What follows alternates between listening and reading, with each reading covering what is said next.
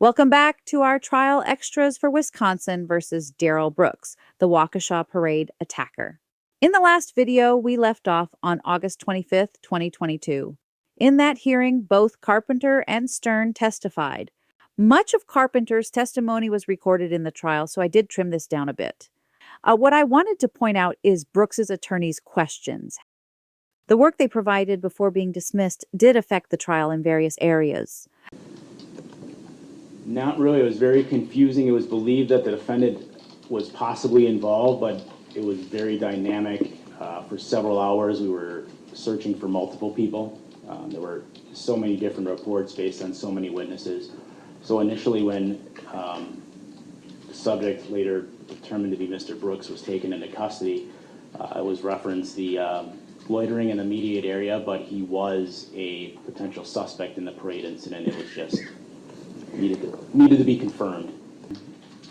I was tasked with remaining with Mr. Brooks. He was transported from that scene down to our station, which is located on Highway 59 in the city of Waukesha, where myself and Detective Stern then remained with Mr. Brooks and began obtaining basic biographical booking type information. So name, date of birth, home address, phone number, social security number, employment, things of that nature. What observations, if any, did you make about his demeanor? He was very normal. He did not show signs of being under the influence of drugs. He did not show signs of being in a mental health crisis. He was lucid. He was alert. His speech was clear and unslurred. And there were no indications that he was unaware of where he was or who he was or anything like that. During your contact with Mr. Brooks between that time, November 21st, 2021, and your time with him on November 22nd, 2021, did that opinion ever change? No. So you believed that, for example, his answers were responsive to your questions? Yes. You had testified that you didn't believe he was under the influence of any drugs. Did you believe he was under the influence of any alcohol? No. And you stated that he didn't appear to be under any mental health crisis or have any mental health issues at that time? No. That you could tell? No.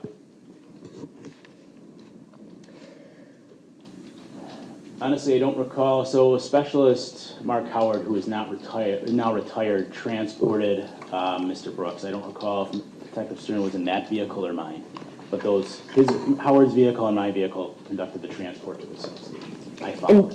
I'm sorry. Thank you. And during that time, Mr. Brooks was handcuffed? Yes. Did you ever see anything while you were on scene regarding Mr. Brooks being mistreated by any law enforcement officer? No. Did you ever see a video, body cam video from Big Bend Police Department regarding the arrest of Mr. Brooks? I did. And during that arrest of Mr. Brooks and the contact that law enforcement had with Mr. Brooks, at any time was he slammed to the ground? No. How was he taken into custody? Officers were checking the area on foot from Big Bend Police Department. They observed Mr. Brooks up on the porch of 553 Elizabeth Street, gave him commands to show his hands and to get on the ground. He was illuminated by the officers with a flashlight. Mr. Brooks placed his hands in the air, stepped off the porch, stepped into the grass of the front yard, and went down onto the ground prone, chest down, entirely on his own. Did you observe at any time that there's any physical contact that any law enforcement officer had with Mr. Brooks other than potentially helping him off the ground? Other than placing the handcuffs on and helping him up, there was no physical contact. Once you get to the substation, had you had any physical contact, or do you observe any law enforcement officer have any physical contact with the defendants? No. Did you hear anyone threaten Mr. Brooks in any way? No. Did Mr. Brooks' demeanor change? No. Upon arrival at the substation, per our policy, he was handcuffed behind the back upon arrival. Those cuffs were removed so that he'd have more freedom of his arms, and one of his arms was handcuffed to a ring in the holding room, while the other arm was then able to remain free. So one arm was cuffed. So while at the substation, who all had contact with the defendant. Did you maintain contact with the defendant from the time he arrived at the substation to the time he departed the substation? Yes. And did you see any other officer have hands on Mr. Brooks? No. Did you hear any officer make any promises or threats to him? No. Did the defendant complain of any injuries at that time? Primarily shoulder and knee pain, primarily shoulder pain. Did he state what the cause of that pain was? Yes, he did. And what was that? Mr. Brooks indicated at the time of his arrest he was body slammed by the arresting officer. So what happens, is it, prior to leaving the police station, is there any conversation about the taking of a blood sample from Mr. Brooks for an OWI investigation? Yes. And who's having that conversation with Mr. Brooks? It began as a telephone conversation with Detective Casey. It was decided that a search warrant would be done for the blood. So we informed Mr. Brooks we'd then be taking him to the hospital, which was twofold, for the draw as well as medical clearance for his injuries. Do you know approximately what time you arrived at Waukesha Memorial Hospital? I do not remember the exact time. It was, I believe, probably shortly after 8 p.m. So once we were at Waukesha Memorial Hospital, the search warrant for Mr. Brooks's blood had been approved. The blood sample was ultimately taken. Mr. Brooks was served by Detective Stern with the warrant for the blood reference to OWI investigation. The blood was drawn at 9:02 p.m. So that was completed, and then he was seen by a doctor regarding his knee and his shoulder. And did the doctor consult with you at all regarding any medical issues that the defendant may have that would cause him to stay at the hospital? No, there was no need for him to stay there. Was he medically cleared by Waukesha Memorial Hospital staff? Yes. So during the time that he was at Waukesha Memorial Hospital receiving treatment, was there someone from law enforcement with him? Yes. Who was that?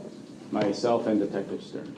Did you have any conversations with the defendant during that time regarding anything that happened surrounding the parade, him driving the SUV, why he was at the location he was found at when he was arrested? Any kind of conversation like that while he was receiving treatment? No. Now, if you got to the hospital, again, this is an approximate time around 8, the blood is drawn shortly after 9, what time do you intend to interview him about the events of the parade? Eventually, yeah. And were you able to do that at any time that evening? Yes, it was attempted. Okay. What approximate time did that occur? 11:04 p.m. Clear, he knew where he was. There were no signs of impairment on drugs or alcohol. There was no signs of mental illness that was, complicating his judgment or awareness. During the treatment of Mr. Brooks at Waukesha Memorial Hospital, was he ever given any medication, any pain meds, or anything like that? He may have been. I don't recall if he was given anything specific. Did that impact, if he was given anything, could you notice a difference in his demeanor from before he was medically cleared at the substation and the time that he was medically cleared at Waukesha Memorial Hospital? No, there was no change. Okay, he didn't seem loopy or out of it? No, ma'am. The other side of that table with him. And where were the other 3 officers, the 2 FBI agents and Detective Stern? They were in the room seated behind me and to my right. Up to this point, is anything mentioned about the parade between you or in your presence and the defendant? No. Anything mentioned about injuries sustained during the parade? No. Anything mentioned? And I guess obviously there was an OWI portion of this that you said Detective Stern was handling. Anything mentioned about him driving a car in the parade or injuring anyone? No. Yeah, so prior to reading Mr. Brooks's rights, I explained that the reason we were there was to discuss loitering. Loitering and, reference possibly some driving. Someone thought they had seen him driving, reference the OWI, but in explaining that, nothing was said about the parade itself or injuries being sustained by anyone. So I explained that to him, and then I'm just looking for his side of the story in regards to that. Did the FBI agents, while they were in that room at all, did they, after the rights were read or even before, did they ever question the defendant about what had occurred that night? No. So then did you subsequently fill out the Miranda statement form? Yes. I subsequently did read the rights to Mr. Brooks, and he ultimately indicated he was not willing to speak at that time, indicating not right now. Those were his words? Yes. Immediately after saying not right now, who makes the next statement? Mr. Brooks. And what was the nature of that statement? So Mr. Brooks said, not right now. He then began to indicate how he was confused as to why he was there at this point. He begins continuing to speak and asks a question, the question is, what am I even being detained for? Did you answer that question? Yes. And what did you respond? I simply explained to Mr. Brooks what I had already explained to him. I initially said, well, we went over that, and it's regarding, you being found on the porch where you were located. Again, was anything mentioned about him driving a vehicle through the parade? No. Was anything mentioned about him hurting anyone? No. So at approximately 17 minutes and 15 seconds into the interview, do you step out of the room? Yes, after Mr. Brooks asked that question, I answered, and he stated some other things. Yes, I left the room. Approximately how long was he at the hospital before he was transported to Muskego? From the time we initially got there, right when we walked, prior to the blood draw? From the time that you got into the room, which was approximately 11:04, or approximately 4 minutes after that is when he got into the room, I think. I would say, I don't recall exactly, maybe about an hour, half hour to an hour total. Who transported him to the city of Muskego? Officer Leha. Thank you. And once you got to the city of Muskego Police Department, what happened? There, Mr. Brooks was escorted into their jail holding area where they completed med screen and other pertinent information for their policy as they'd be holding him in one of their holding cells. Did they have did they have any concerns about him medically, or did they allow you to drop him off and they took custody of him? They allowed us to drop him off and took custody, yes. And did someone from the city of Washington Police Department remain at Muskego? Yes, so someone from our Officer Leha remained at that time and was later relieved, but someone from our department was there the entire time Mr. Brooks was. Were they there with Mr. Brooks, or were they just in the department? I believe the Muskego requested we stay in the booking room. So they were in the booking room, but weren't engaged in talking to him. They were just there monitoring and making checks. And at some point, did he get transferred to a cell? Yes, after I had left. Well, actually, I take that back. Just before I left. He was in a cell before I left. And was he alone? Yes.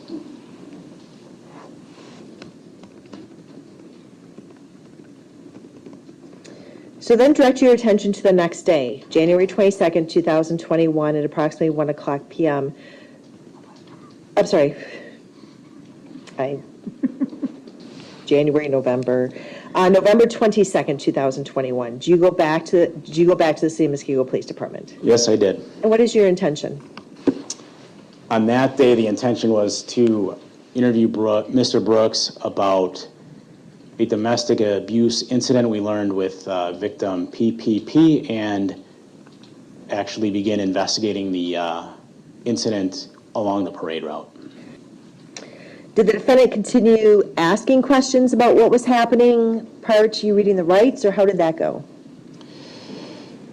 Yeah, I mean, as I explained to him that, about the allegations, and, he made comments about, just wanting to know, exactly, what he was going to be charged with. And At that time, the honest truth was I really didn't know. The parade issue was still very dynamic. I didn't know exactly what the charges were going to be in regard to that. So I just kind of explained that to him. But yeah, he was curious about what some of the charges would be, and there was some other conversation. I don't remember exactly what some of the things he said were, but. At approximately 16 minutes and 20 seconds into the interview, is that when you read the defender go over that form again, or does that start actually before that? That's when it's read. I'd actually, a few minutes before that, had explained to him that I was going to read it. And between it's around 13 and 14 minutes, there's about 3 different instances in there when I begin to talk in an attempt to read it, and Mr. Brooks actually continues to speak over me. Can you identify that for the court? Yes, this is a Waukesha Police Department Miranda statement form. It is identical to the first one you provided. It has the biographical information on the top half of the form with the legal rights written on the bottom half of the form. And during the time, and do you know approximately how long you were with Mr. Brooks after, well, strike that, sorry. After you read him his rights, how does Mr. Brooks respond? He indicates he is willing to speak. When I asked him if he was willing to speak with me, he said, yes, sir. Did you have him sign the form? Yes. And he did sign that form that's in front of you? Yes. Again, I hate to belabor this point, but were any promises, threats made to Mr. Brooks in order to have him sign that form? No. During the time that you were talking to him that morning, did you have any concerns about his ability to understand his rights? No. Did you have any concerns the night before? No. Did the defendant's demeanor change at all in terms of, did it appear that he was confused at any time during that 4 hours and 55 minutes that you were with him? No. Did he ever say, I'm not talking to you anymore? No, he made a reference late in the interview at over 3 hours about not wanting to talk, but then also said that he would continue to talk if we presented him with more information. And, he was presented with pictures during the interview as well of the parade route, what I mean when I say pictures. And after he made that statement, did he continue talking to you? Yes. Was he provided, did he complain again of pain to any part of his body? Yes, he complained about his shoulder. What observations did you make about his using his shoulder? Well, the observations I made, quite frankly, is that the alleged pain went in and out. Early when he came in and the cuffs were removed, he was, showing signs or claiming he was in severe pain. But when we got into the information about the domestic and about victim PPP, and I let him talk and I let him explain his perceptions on how she makes false complaints and she's a liar and she excessively drinks. At that point, I was not combating or challenging him. He seemed very comfortable, as if he forgot about the alleged pain and his shoulder was moving. He was using his hands. He would clap his hands together at times with no issue whatsoever, no signs of pain whatsoever. Was that similar to observations you made the night before about the use of his right arm? Yes, despite complaining about the pain, there were never, at times he would suddenly be able to use it just fine. Do you know if the hospital prescribed him any pain medication to take while at the jail? I don't recall if they did or did not. Did you transport any pain medication with you when you took him to the jail? Not that I recall. Did you offer him, or was he offered any ibuprofen while you were speaking to him on November 22nd? Yes. Did he take it? Yes. Was he offered food? Yes. And I should go back because in listening to the audio on November 21st, at one point towards the end, his voice is kind of muffled as if he's eating something. Do you recall if he was given food on the evening of November 21st? Yes, the hospital provided some food. Thank you. Did he make any statements with regard to how he felt he'd been treated by you? Yeah, so during the second day, November 22nd, during the entirety of that 4 hours and 55 minutes, there are 8 different instances at the minimum in which Mr. Brooks makes a statement on his own accord to either me or Detective Stern or to both of us along the lines of we'd been good to him or we'd been straight with him.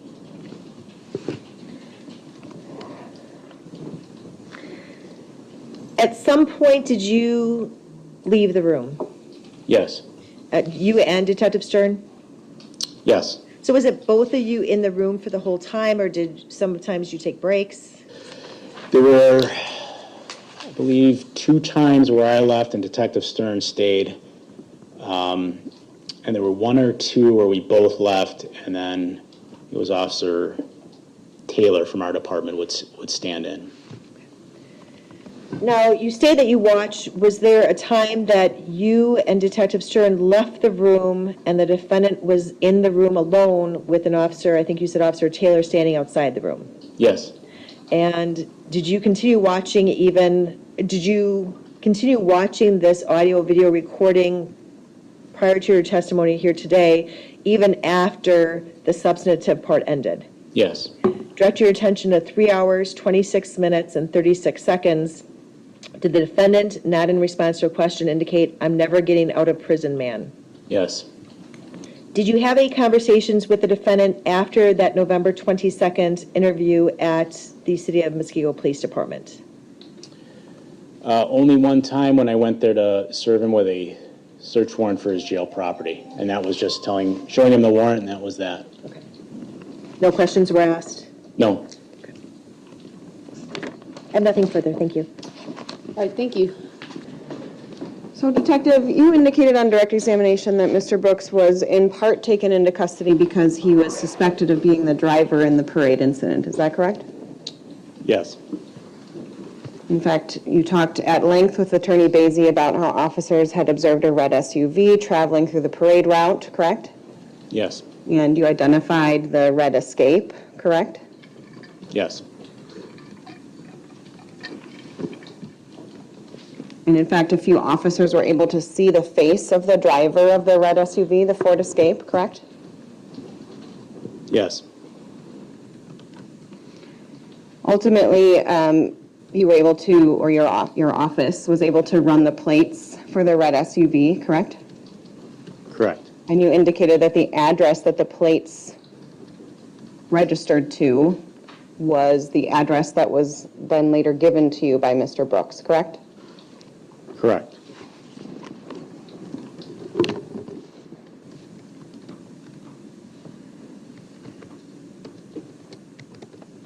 So at the time that he was arrested, your office believed that he was involved in the parade incident at some point, correct?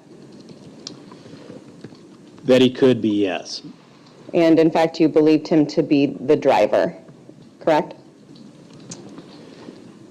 Are you asking at the time he was taken into custody or at what point? At any point when you're having contact with Mr. Brooks, particularly in the hospital when you're interrogating him about what happened, you suspected that he could be part of the parade incident, correct? Yes. In fact, you got a search warrant to draw his blood based upon the fact that he had been driving through the parade, correct? Detective Stern obtained the warrant, correct? Your office. Correct. Thank you. I don't think you need to lean forward, just so you know. You can just sit upright. So you indicated that when Mr. Brooks was arrested initially, he was brought to your substation, correct? Correct. I haven't been to your substation, but can you describe that for me?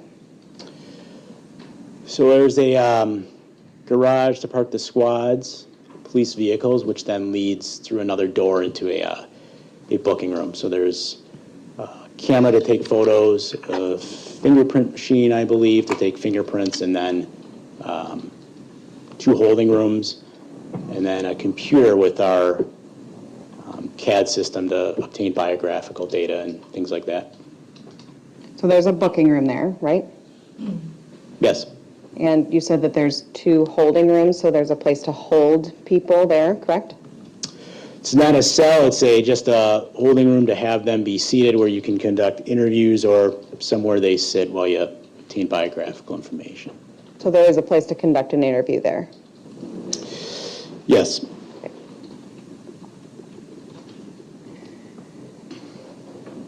So then at some point, he was transported to the hospital for this blood draw, correct? yes, And you indicated that he had, well, strike that.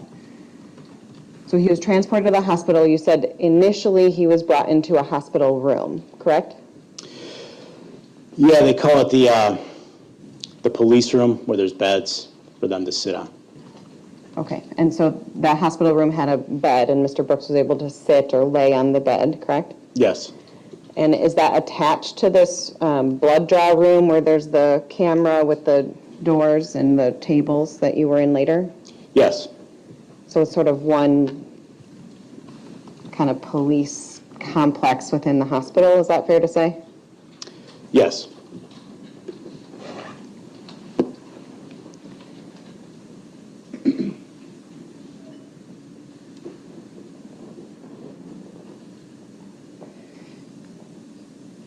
So when Mr. Brooks was in the hospital room with the bed, his handcuffs had been removed, correct?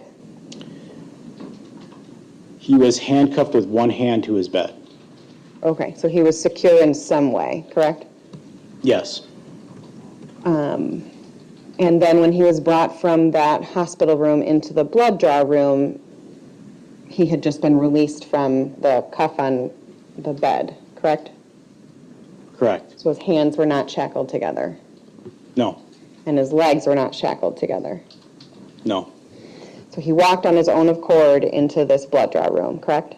yes, And then when he's placed in the blood draw room, from the video, it looks like there's 2 tables in that room, correct? yes, There's one on one side of the room against the wall, right? yes, And there's another one on the other side of the room against the other wall, right? yes, And the room is sort of cut in half by 2 doorways, right? yes, there's doors on each side. So there's 2 doors in the room, one on each side of each other, correct? Yes,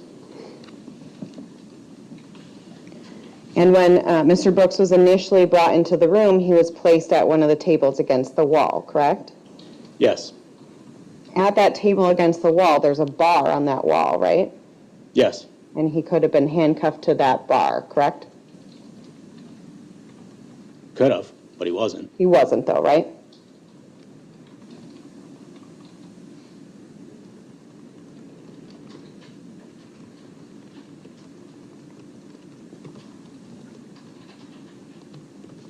So after the blood was drawn, your office then determined that it was time to attempt to interrogate Mr. Brooks for the first time, correct? After the blood draw and medical clearance. Right, yes, he had been cleared and then his blood was drawn or vice versa, correct? Correct. And you had been in touch with the sort of lead investigator who was giving you directions on what to do next, correct? Yes, And you had been given the go-ahead to then start interrogating or attempting to interrogate Mr. Brooks, correct? correct. So you testified that you read him his Miranda rights and that his response initially was quote-unquote not right now, correct? Correct. And then you stated on direct examination that Mr. Brooks then asked you more questions. He seemed kind of confused about why he was there and what was going on, correct? Correct. And you replied to him that you wanted to know what Mr. Brooks knew about the neighborhood where he was arrested, right? So this is post Miranda, just so I'm clear, after he said he doesn't want to talk and the question he asked. Yes. What I was informing him, so he asked, what am I even being detained for?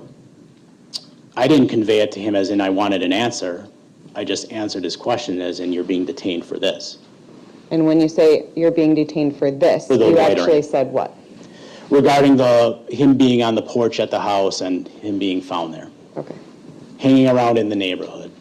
And after that is when you and the FBI agents left the room, correct? Yes, And you left out of when you're looking at the video, the door on the right side of the screen, correct? yes, Detective Stern remained in the room. correct. Now, you talked a little bit about kind of the scene at the hospital, and so I want to ask a couple questions about that. In this blood draw room itself, before you and the FBI agents left, there were 4 law enforcement officers, correct? Yes, And there were additional law enforcement officers around the hospital at that time as well, correct? not that I know of. There wasn't another officer who came in and told you about the video in the corner and you should move to the other side? That's a hospital security guard. That was a hospital security guard. Okay. So it was just you 4 at the hospital and no other law enforcement officers at the scene? Correct. Okay.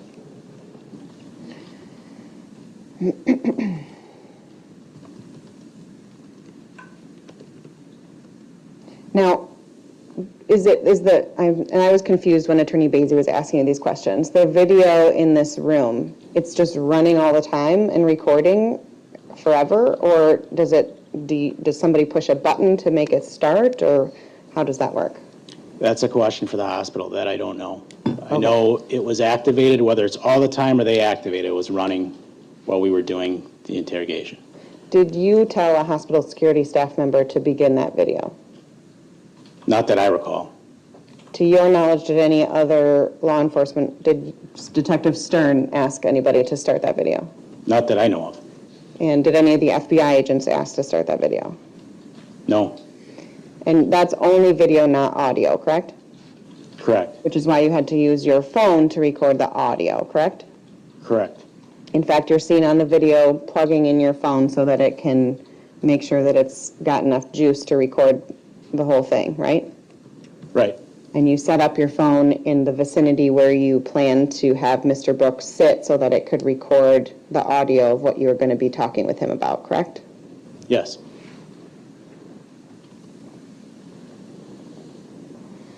Now, both of these doors in this room could close, correct? Yes.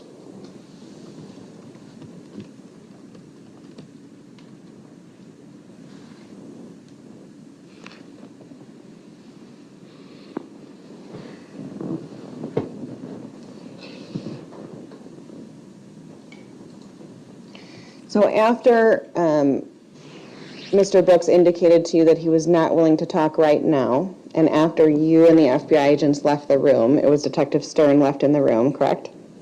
Yes. And then you said, I think, 10 minutes elapsed before then a transport officer was able to arrive on scene to transport Mr. Brooks, correct? It turned out to be more than that. So just 10 minutes on the video, but it was actually longer than that before Officer Leha arrived? I believe the video goes all the way until his arrival. Okay. Ultimately, well, strike that. You had transported, or you or Detective Stern had transported Mr. Brooks from your substation to the hospital, correct? Yes. But you had to wait for a transport officer to transport him back to Muskego, correct? Well, that's a little... Yes, and I'll clarify that because it's a little misleading on your part because you have to understand it's a completely different situation. So from the substation to Waukesha Memorial Hospital is around 8 p.m. at night, and it's 3 miles. From Waukesha Memorial Hospital to Muskego, which is out of our jurisdiction, and through it an entire another jurisdiction of New Berlin, is over 12 miles in about 20 to 25 minutes. And now it's pushing midnight or after. So to do a transport with a prisoner of that length without a squad car with an official transport compartment would be unsafe. It's two completely different situations, quite honestly.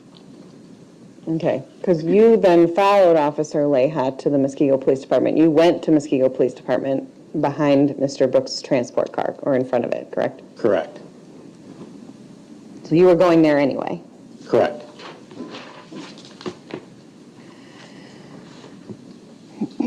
So Mr. Brooks was brought to the Muskego Police Department, and that was because they have a more of a holding cell area than your police substation, is that correct? Yeah, we don't have jail cells at the substation. Muskego does. Okay.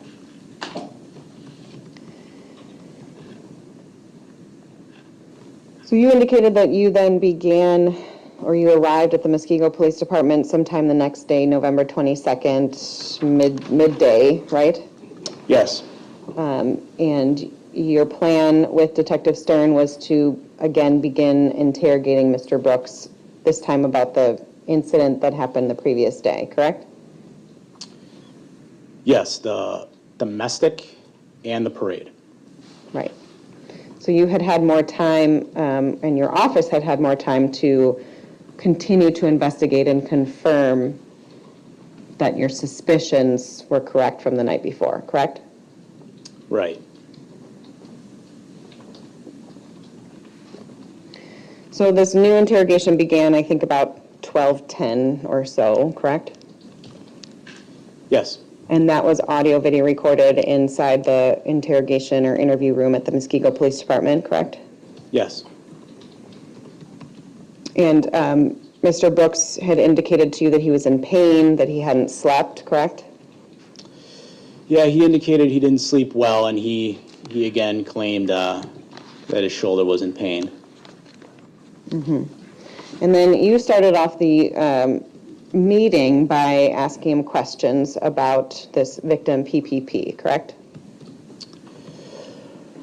I asked a question in there.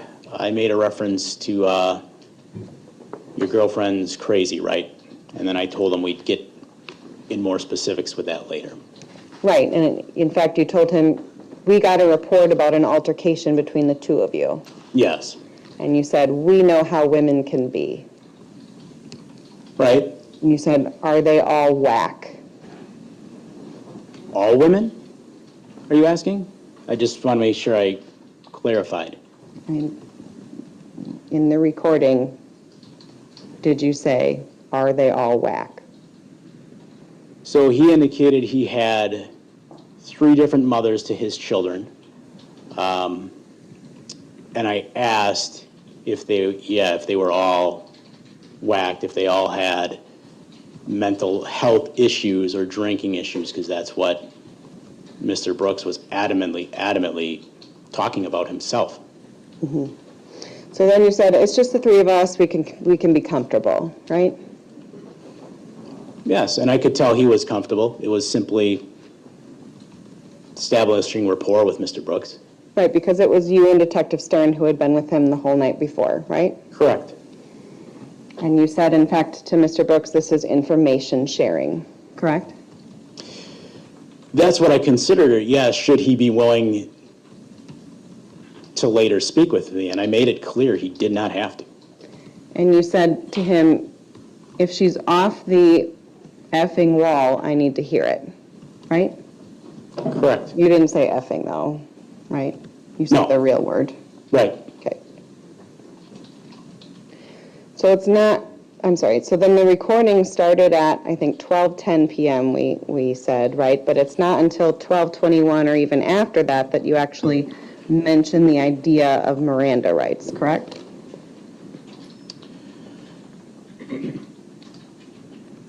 It's probably around there, but again, that's when the point I was actually attempting or looking to start beginning actual interrogation. So that's when it comes up, yes. Right. So from the time that the recording began until when you're actually reading the Miranda rights, it's anywhere around 15 minutes had elapsed, correct? Around there. Now, you indicated that the FBI agents were not physically in the room, the interrogation room, on this second day, correct?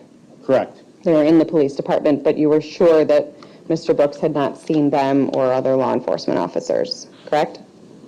Yes, I knew he had not seen the FBI. Another thing you indicated on direct examination was that you kind of began the second interrogation by saying you've got more to tell Mr. Brooks, right? You wanted to give him more information that he had been looking for the night before, right? Right. And during that conversation, you asked him about being in Waukesha, which is something you had asked about at the initial interrogation attempt too, right? During the second interrogation, we're talking? Yes. Yes, I asked him about being in Waukesha during the second interrogation. So you asked him about being in Waukesha during the second interrogation and the first interrogation, correct? I don't recall asking him about being in Waukesha in the first. I explained to him I wanted to know about him being on that porch, but he didn't want to answer any questions, so no actual interrogation ever occurred. Right, and the porch that he was found on was in Waukesha, right? Well, yeah. Okay. I don't have any further questions, thank you. State have any redirect? Just briefly. So when you reviewed the video, would it be approximately correct that 4 minutes and 10 seconds into the audio video from November 22nd, that's when you made a statement, your girl is crazy, Yes. something to that effect? Yes. And 3 seconds later at 4:13, you indicated we'll get to that. Yes. When you said your girl is crazy, were you looking to get an incriminating statement, or what were you looking to get from Mr. Brooks? No, that was just part of rapport as well. If I wanted Mr. Brooks to tell me something incriminating, I would have asked him more specific. For example, why did you hit victim PPP? So, no, there was no intent to begin interrogation and obtain a incriminating statement from that remark. Did victim PPP's mental health play any role in your investigation? Not that I know of. And again, when you made the statement, well, we all know how women can be, what response were you trying to elicit with that statement?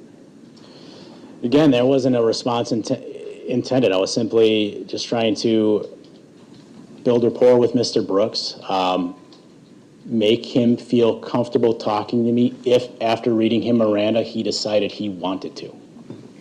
And shortly after that statement, you had explained on cross-examination when they said, are they all whacked? You were talking, that was in response to him talking about the mother of his children, correct? Correct. What response were you looking, if any, from that statement? Just kind of how the other two women that were mothers of his children, what type of people they were. Thank you. So were you looking for anything with regard to the domestic that occurred? No, Anything about the parade? no. Now, this area on November 21st that you were in at Waukesha Memorial Hospital, these rooms, you indicated that the blood room is connected to the hospital room where Mr. Brooks was? Yes. Is that correct? And are those identified as a police area or keep out, or is there anything that if I went to that room, I would know that it's for law enforcement only? They're in a secluded area behind a set of double doors that it's my understanding the public is not allowed. There's not actually any signs, but there's doors that, people aren't supposed to go through. Okay. And there's a line of questioning about that you had 2 holding rooms at the substation and that you can conduct interviews in those holding rooms. Do you remember that line of questioning? Yes. Why didn't you conduct the interview at the substation? Frankly, I'm not familiar with the equipment down there. I'd never done an interview down there before. It doesn't work the same as the equipment at our police department. Based on the gravity of this incident, there was no one available to help show me how. 1, and 2, there's been issues with it working. I don't even recall if it worked at the time. But you could have used your phone like you did at the hospital. Yes, but I don't deem it necessary to transport someone detained for the type of crime we're looking at more than is necessary. And the other thing, I guess, did his complaint of being body slammed or hurt, did that play any role in that decision? Yeah, I think because we were still near the hospital. I mean, he had been seen, but I guess I didn't know what other health claims he'd make that I'd have to go summon the doctor again to double check. Now, you watched the entire video from Waukesha Memorial Hospital from the 21st, correct? I haven't watched the entire video. The audio, I've I'm listened sorry. to the entire audio. Thank you. And you heard the part where the defendant was in the room with Detective Stern, Yes, and you obviously were present when the defendant was asking you questions that evening about, why am I being here, what's going on? Was he asking you on the 21st for more information? yes. What did you tell him about the information you had? Did you say, I have all the information for the investigation, I'll share it with you in a little bit, or what were you sharing with him? I just simply told him at the time it was loitering and or prowling and disorderly conduct, and it was very busy out there, and as soon as I had more information, I would try to relay it to him. And did he seem appreciative of that offer? Yeah, normally when I would say that to him, he'd be accepting, but throughout the night, he did continue to ask that same question. And the next day, when you went to the City of Muskego Police Department, would it be fair to say then, reviewing the video, that's one of the first things you said, I've got some more information for you? Yes. Nothing further. Do you have any follow-up based on that? I don't. All right, thank you, Detective. You may step down. I take Check out the stare down Carpenter gives to the defense table when he walks by. 1, 2, 3, 4, and 5, based upon the defense stipulation that the interviews are correct. The state would, Go ahead. sorry, state would call Officer Stern. All right, officer, please make your way to the witness stand. When you get there, please remain standing, raise your right hand, and my clerk will swear you in. Stern coming up in uniform confused me. At first, I didn't even recognize him. He explains his role here at the beginning of the testimony. Thank you. Be seated. Officer, the first thing I will ask you to do is to state your first and last names for the record and spell each. Officer Benjamin Stern, Benjamin. Stern is Stern. All right, thank you. Go ahead, your witness. Sir, how are you employed? I am a police officer with the City of Waukesha Police Department. How long have you been in law enforcement? Approximately 10 years. How long have you been with the City of Waukesha? Approximately 6 years. Where were you before the City of Waukesha? I was a military police officer for the U.S. Air Force. Now, you had heard Detective Carpenter testify, is that correct? That's correct. And you were referred to back in November as a detective, correct? That is correct. What was that assignment compared to your duty now as a police officer? Sure. During the calendar year of 2021, I was assigned as an acting detective and basically learning the detective's role, and was assigned as a detective during 2021. And that's something that is part of, every officer has the opportunity to do that. You apply for it, you're chosen, is that correct? Correct. And when did you, so that was from January 21 to December 31st, 21? That is correct. Okay. And now you're back on patrol? That is correct. Okay. So directing your attention to November 21st, 2021 at approximately 4:40 p.m., were you made aware of a mass casualty incident that had occurred during the City of Waukesha Christmas parade? I was. What information were you given? I was informed that there had been a vehicle that had ran through the Christmas parade route while the parade was ongoing, and that they were asking for every available person to respond to the city. What did you do based upon that? I responded to the city and went on duty.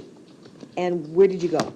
I went to the headquarters for our detective bureau and met with a detective supervisor for an assignment.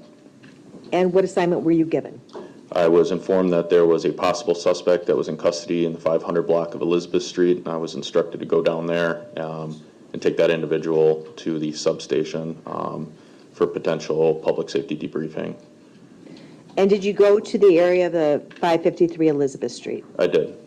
And I should clarify that all of this, 550 Elizabeth Street, that block, what is that in relationship to the parade, the distance? No more than 4 blocks from the downtown area. It's all in the city of Waukesha. That is correct.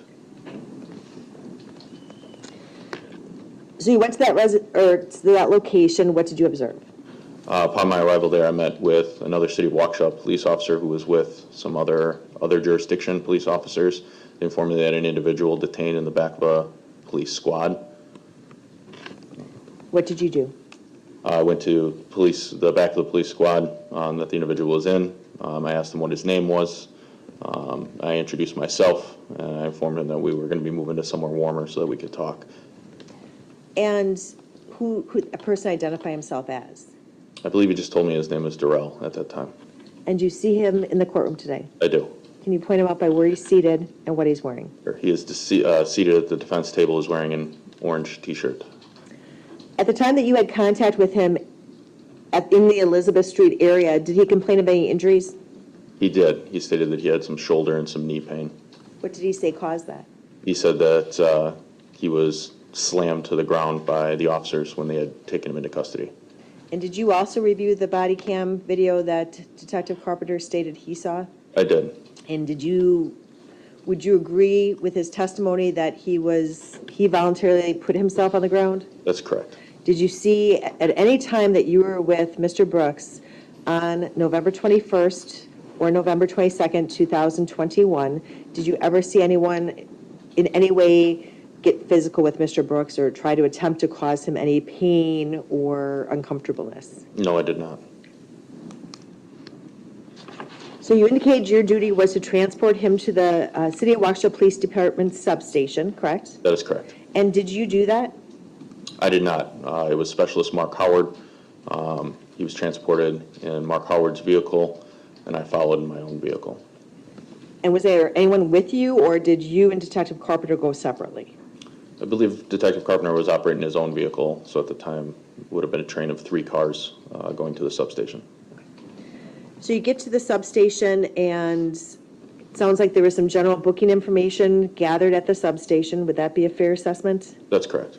And did you at any time while you were with Mr. Brooks at the substation, or really any time with Mr. Brooks at the substation, at Waukesha Memorial Hospital, at the City of Muskego, at any time that you had contact with Mr. Brooks between November 21st, 2021 and November 22nd, 2021, did you hear or did you see anyone make promises to Mr. Brooks to cooperate? No. Did you hear anyone threaten him in any way? No, I did not. Did you observe anyone ever pull their firearm? No. Did you see anything that could be described as coercive or abusive? No. So from the substation, you take, Mr. Brooks is taken to Waukesha Memorial Hospital? That's correct. Approximately how long do you think you were at the substation? Maybe 2.5 hours. And what shift did you say that you were? I was off that day, so. I'm sorry, what shift are you normally on patrol at this time? At this time on patrol, I work between 10:45 a.m. and 9 p.m. Okay. So you go from the substation to Waukesha Memorial Hospital. Do you know approximately what time you arrived at Waukesha Memorial Hospital? It was shortly after 8 p.m. Detective Carpenter testified that you handled some a blood warrant or blood paperwork informing the accused, for example. Did you? That's correct. And was that the first thing that was done once you got to Waukesha Memorial Hospital? No, the informing the accused would have been read at the substation prior to obtaining the blood warrant. He was given the opportunity to consent to a blood draw, and he declined. So the entire informing the accused documents read to Mr. Brooks at the substation. Correct. I think part of that form is that you've been arrested for operating while under the influence. Is that right? There's language in there like that, yes. And he says no, he's not going to agree to submit to an evidentiary chemical test of his blood. That's correct. So what would you, if someone says no, what's your next step that you usually take in order to get that evidentiary sample? To apply for a warrant for that blood draw. And did you? I did. And where's that blood draw normally done? At a Waukesha Memorial Hospital. And is that where you took the defendant? Yes, And did you personally take the defendant to Waukesha Memorial Hospital? I did.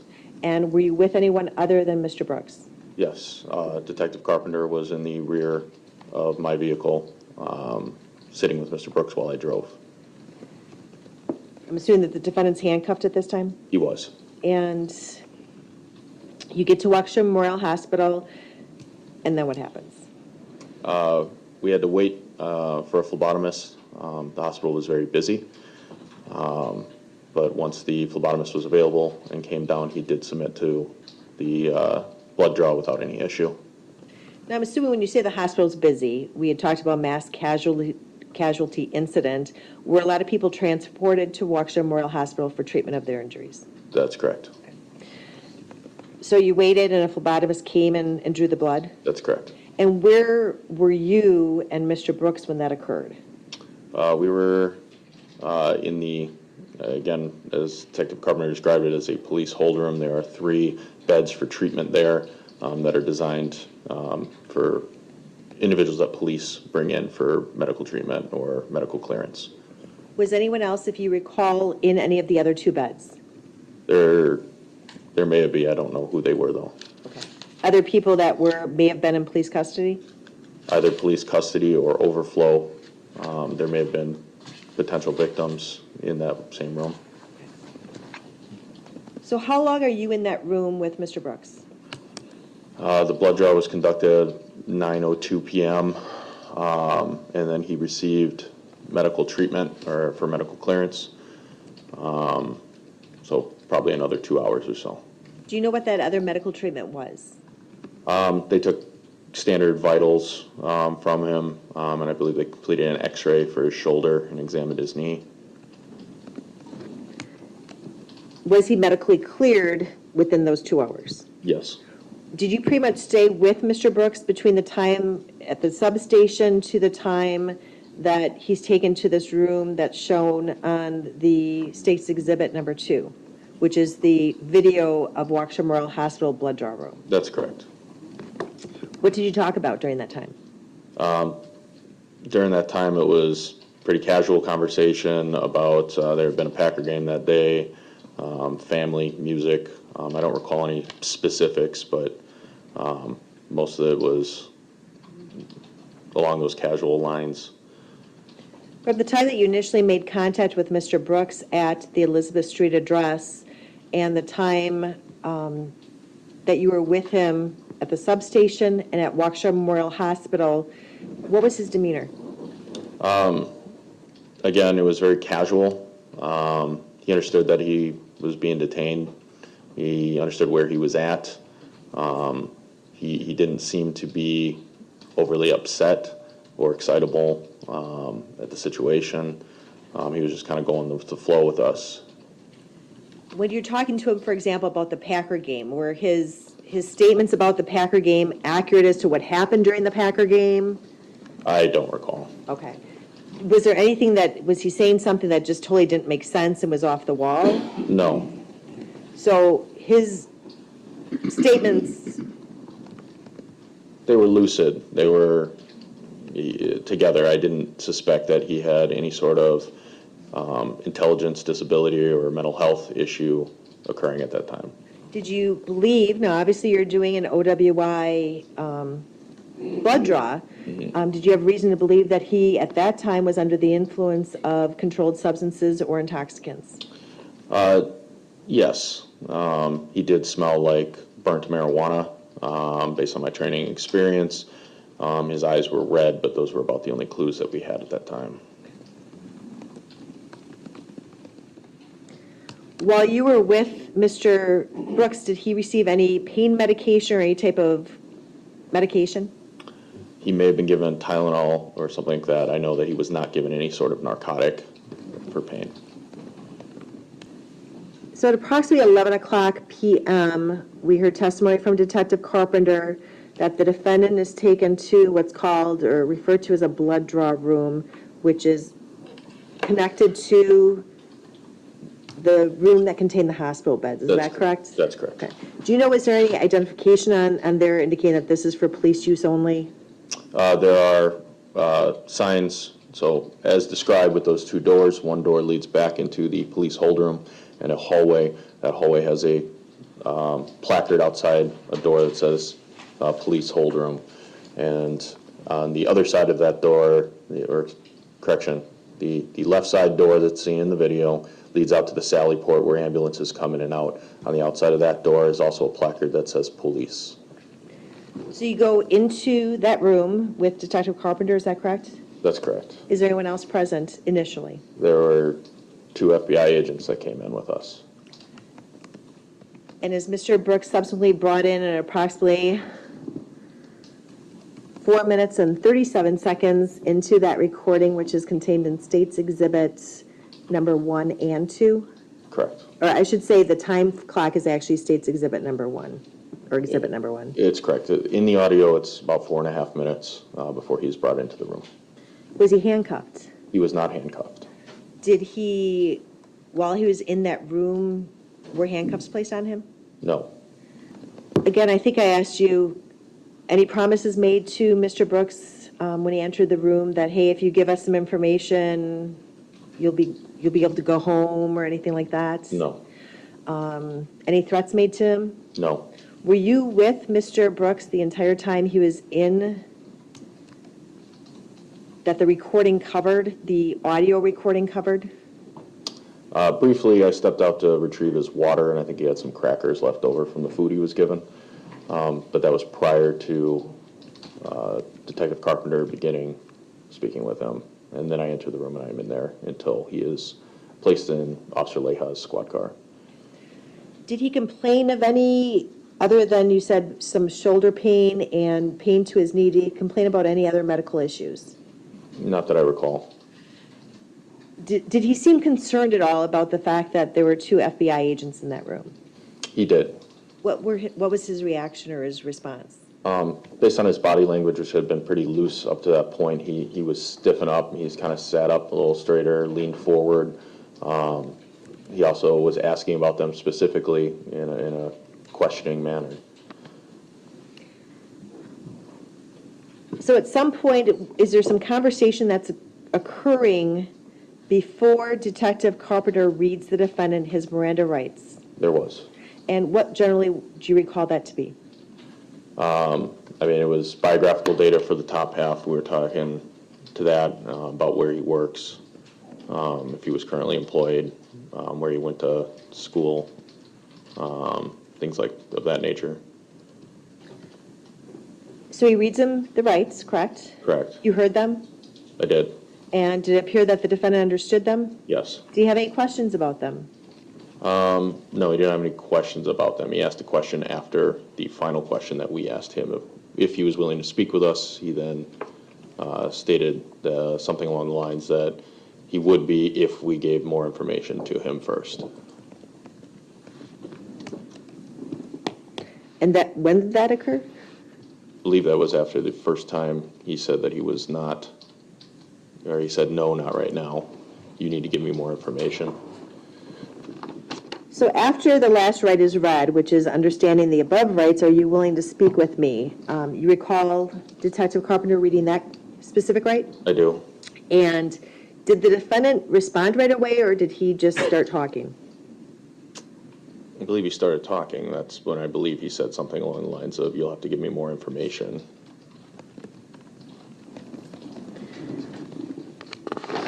And did Detective Carpenter, prior to the rights being read, tell the defendant generally what the investigation you were investigating? That's correct. And what was that was recited to the defendant?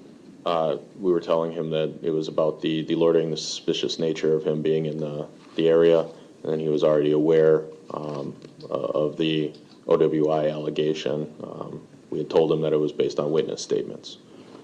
So after he said that Detective Carpenter asked him approximately 14 minutes and 20 seconds into the recording, do you want to speak with me? And the defendant responds at 14:23, not right now. Does the defendant continue talking? He does. And what generally is he saying? He's indicating he wants more information regarding why he's being detained and what this is about. And what was your Detective Carpenter's response, if you recall? Again, we explained to him that it was regarding the suspicious nature where he was found loitering. At approximately 17 minutes and 15 seconds into the audio, which is exhibit number 1, does Detective Carpenter step out of the room with the 2 FBI agents? He does. And did anyone attempt to stop the recording at that time? No. Why not? As Detective Carpenter explained, per our policy at the Waukesha Police Department, if he had been in a normal audio and video recording room at our police department, the policy states that is to continue recording until the individual is transported out. That's the reason the recording was continued after they stepped out. Also knowing that this hospital does not have audio in their camera system, it was kept there. It's kind of an officer safety thing as well, in case the individual accuses the officers of some sort of coercion, threats, after the termination of the recording. We want that recording to keep going until as close as possible to the time that the person is then transported away. So at approximately a minute after Detective Carpenter leaves, in the audio, the defendant begins talking. What was he saying? He began speaking with me. He started speaking in a very hushed, whispered tone. He was asking me if what he was looking at was serious. Again, he was looking for more information about why he was detained, what this was all about. And he was trying to elicit more information than I could give him at that time from me. Did you tell him that? I told him the same response that had been given to him several times as he continued to ask this question about what this was about. And when you say that, do you mean in terms of loitering or? Loitering and the fact that somebody saw him drinking and driving was what I responded to him. If you haven't seen all 3 of his interviews, I have placed a link to that video in the description. At one point, 1845 into the audio, do you recall the defendant saying, what the hell is going on? Correct, yes. And you responded, I'm not going to make you say anything. That's correct. What was that? Why did you respond that way? Because he had already invoked his right to silence effectively by saying he wasn't willing to speak with us at that time. So I was not going to ask him any questions or make him say anything. Did the defendant continue asking you questions? He did. How would you describe his tone for the court in terms of how he was asking those questions? He was saying it hushed. I don't know that he wanted anybody else to hear him trying to elicit that information from me. At one point, 19 minutes into the audio recording, do you recall the defendant saying, whatever you can tell me information-wise, please give me peace of mind? I do. And did you even respond to that? I don't believe I did at that time. I told him, I tried to sympathize with him by telling him that I understand from his perspective why he would be confused and frustrated. I told him that I was frustrated as well because I did not have all the answers or the information at that time. So is it fair to say after Detective Carpenter left the room, it was the defendant who continued this conversation? That's correct. Defendant never shut up. Who transports the defendant to City of Muskego Police Department? Officer Leha. And do you follow? I do. And do you know approximately what time you got there? Approximately half hour after we left the hospital. It takes about 20, 25 minutes, maybe a half hour. And do you know what time you left the hospital? Probably around midnight. So let's say around 12:30. And again, I'm not trying to nail you into an answer, Sure. just approximately. Do you have any more discussions with the defendants that evening? No, The next day, you go back to the City of Muskego Police Department? I did. And who did you go with? Detective Carpenter. Approximately, I think his testimony was you arrived there approximately 1:00 p.m. on November 22nd. Would that sound correct? That's correct. Okay, and then what happens? We were there and we initiated a second interview with the defendant. Where did that take place? That was within a audio-visual recorded interview room at the Muskego Police Department. Were you in that room when the defendant was brought in? If I wasn't in the room, I was right behind him as we were bringing him in. So is there anyone in that room other than you, Detective Carpenter, and the defendant after, I believe it was Officer Paulson who brought him in and unhandcuffed him? After also Officer Paulson leaves, it was just me and Detective Carpenter in the room with him. Did you ever tell the defendant that there was anyone else watching the interview take place? I did not. You confirmed that the defendant was handcuffed once in that room? Yeah, he was unhandcuffed once he was in that room. And did he have something to drink at that time? He did. Did you verify, or did Officer Carpenter verify that he was given food the night before? We did, yes. That he did get some sleep, although admittedly he said it was kind of sporadic? Correct, he said he did not sleep well. And what was one of the first things when all three of you were in the room, what was one of the first things he said?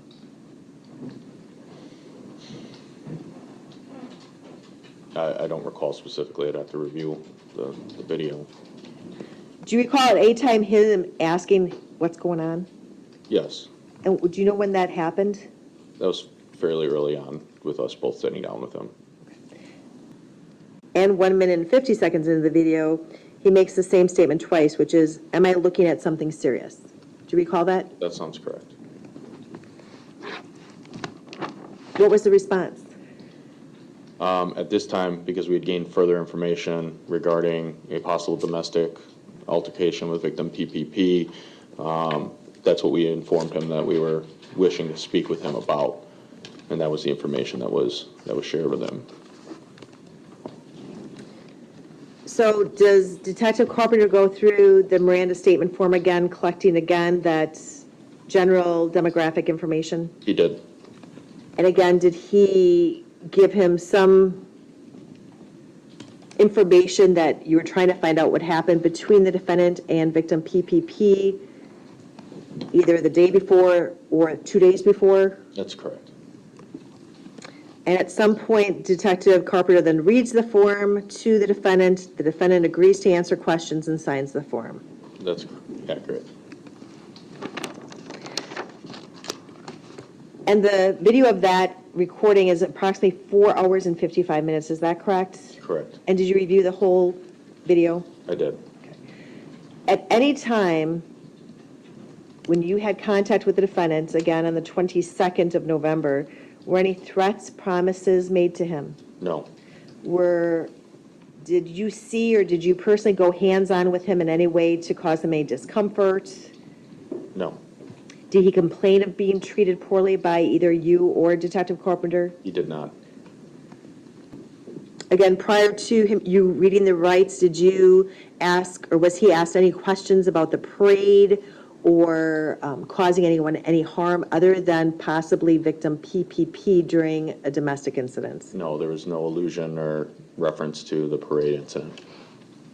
And that during that time period, he was given, provided food and water, is that correct? That's correct. Did his demeanor ever change on that day from the night before, November 21st, 2022? Did he remain responsive to questions, appeared not to be in any distress? How would you describe his demeanor?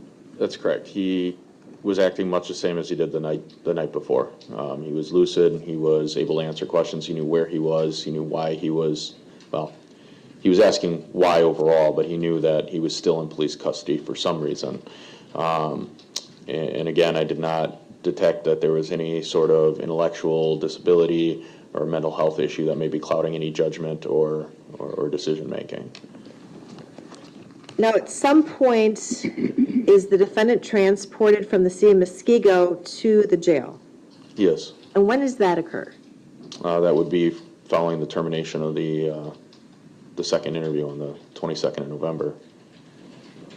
And how did that work in terms of the defendant? Was he taken from a cell down to where your squad was, or how can you explain? There was a City Waukesha police squad in Muskego's Sallyport, again, the secure garage area.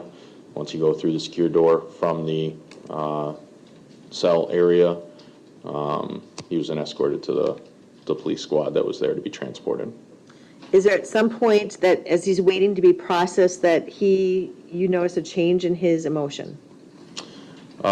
Yes, he became quieter and more reserved. When did that occur? That occurred towards the end of the interview, when we started confronting him with more factual evidence regarding his involvement in the parade. He started slouching, body posture changed, head was down, and he was more reserved in his speaking.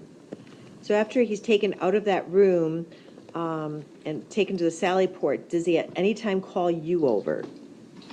That, I believe what you're referencing or what you're asking about, occurred at the Waukesha County Jail. We were waiting for the jailer's staff to take him in to be held there as we were finished trying to interview, and he did call me over. He called me over by my first name. I'm just going to stop you right there because I want to clarify exactly. So from City of Muskego Police Department, you transport him to the Waukesha County Jail? He was transported by another officer in a marked squad for the same reasons. Detective Carpenter described why he was transferred from Waukesha Memorial in a marked squad to Muskego. And you followed? I did follow, yes. And so where are you when he calls you over? We are in the holding area awaiting Waukesha County Jail staff to take him into the county jail. And you stated he called you over by your first name? That is correct. And can you describe for the court what happened? Sure, he called me over by his first name. His head was, or by my first name, his head was slouched down. He told me he appreciated the way that I had treated him. He told me that his life was over, which was kind of a repetition of something that he had said during the interview as well, where he had been alluding to his life being over, but he never really clarified quite past repeating that phrase. And then he stated to me that he didn't mean to kill nobody. And then what happened? That was the last real contact that I had with him. He was then taken in by the Waukesha County Jail staff to be held there. So prior to that statement, he had been transported from the City of Muskego to the Waukesha County Sheriff's Department, correct? Correct. And he called you over to him. Correct. And did you ask him any questions when you went over there, or were these statements that you just testified to, were they in response to any questions that you had of him? I did not ask any questions of him. So those were his utterances, not prompted by you? Yes. Nothing further, thank you. Thank you. Any cross? Yes, Your Honor. Stern has a baby face. I'm not going to ask you all the questions that I also asked Detective Carpenter. So I just have a couple clarification questions regarding the room at the hospital that you were talking about with Attorney Basie. So you indicated, so this blood draw hospital room bed situation, you said it's a special place for police stuff to happen, right? That's correct. In fact, there are placards, as you called them, and signs on the door, right? That's correct. That say police hold room, Correct. police. Correct. Lots of signs that say police. At least two. Okay, and do they say like do not enter? No, They just say police. that's correct. Okay. During your direct examination by Attorney Basie, she asked you about when Mr. Brooks was discussing things with you in this hushed, whispered tone when it was just you and him in the room. That's correct. You said on direct examination that one of your responses to him was that you had seen, or that he had been seen, quote unquote, loitering, right? Correct. And in fact, you said someone saw him drinking and driving. Correct. So that's what you had told him about why he was in custody at that time. That was, yes, in response to his question to me, yes. So you said someone saw him drinking and driving. Someone saw you drinking and driving. Correct. I don't have any questions additionally for you. Thank you. Anything in redirect? There, Your Honor. All right, thank you. You may step down. The state would have no further witnesses. All right, thank you. Does the defense have any witnesses on this motion? No. I was unable to find the exact date, but sometime after the trial and before October 2024, Officer Benjamin Stern was promoted to detective with the Waukesha Police Department. Well-deserved. Congratulations, Detective Stern. So, back to my original inquiry on Attorney Perry and Key's efforts in this case. How would this trial have been affected if they had not been dismissed? The crazy thing is, I don't think it would have made one bit of difference. And that is no disrespect to Attorney Keys and Perry. Brooks's acts were so horrific and disgusting, I cannot imagine a lighter sentence. I mean, he was going to be convicted either way. Okay, let's move on to the next day. As everyone is aware, this court yesterday took testimony from Detective Carpenter and Officer Stern. In addition, the court received 5 exhibits. Exhibit 1, the 25-minute interview. It's an audio recording from November 21 of 2021. Exhibit number 2 is what I reviewed last night, the video from the Waukesha Memorial Hospital Police Room from November 21 of 2021. Again, no audio, video only. Exhibit number 3, the 4-hour and 55-minute interview at the Muskego Police Department with Mr. Brooks on November 22 of 2022. Exhibit 4, the Waukesha Police Department Miranda Statement Form dated November 21 of 2021, the form that was utilized at the hospital. And then exhibit number 5, the Waukesha Police Department Miranda Statement Form dated November 22 of 2021, which was utilized at the Muskego Police Department. The court needs to go through a number of facts before going through the legal analysis and ultimately the decision. The defendant's demeanor during this time, I will find, was and described by the witnesses as being, quote, normal, quote, together, calm, lucid, respectful, casual. There were no signs of impairment, whether by drugs or alcohol. There was reference to there being the odor of THC, and certainly statements by Mr. Brooks about smoking marijuana and having done so earlier in the day. Really, that's the basis for the search warrant that was obtained for his blood. There are no obvious signs of mental distress. The defendant did not demonstrate any slurred speech. His speech was clear. His responses to the questions during this 15 to 20 minutes, actually about 16 minutes prior to the advisement of his rights, he did not show any signs of any mental distress. He was responsive to the questions. He did not appear upset or excitable. There were no signs or appearance of any intellectual disability or mental health issue or crises taking place. As I referenced earlier, he did complain of shoulder and knee pain, but he had been medically cleared at this point. Based upon the testimony, there's been no suggestion that he was provided with any type of narcotic pain medication or any medication at all that would impair his ability to communicate with the officers or answer questions. He was also provided with water and crackers. You can see the water on the table, and at one point later on in the interview, you can hear him eating. We have the advisement of rights, that's Exhibit 5. Now, again, similar to the day before, Detective Carpenter goes through all of the background information. Very clear to this court, he's following the same procedure, the same process. There's ample case law, I don't need to cite it, about booking procedures and or generalized information that's being provided to a suspect that's not considered an interrogation. There is one statement that is made about the girlfriend might be crazy, and to Detective Carpenter's credit, I think he realizes that that could be considered a question. He stops and says, "We'll get to that." Perhaps most importantly, there's no incriminating response made by Mr. Brooks to that. Mr. Brooks is advised of his rights fully. And at this point in time, when asked, understanding the above rights, are you willing to speak with me? He responds, yes, sir. In fact, to every question, he answers, yes, sir. Both Detective Carpenter and Mr. Brooks initial this form. It's signed, it's dated. There are no direct admissions made by Mr. Brooks during the entirety of all of these interviews.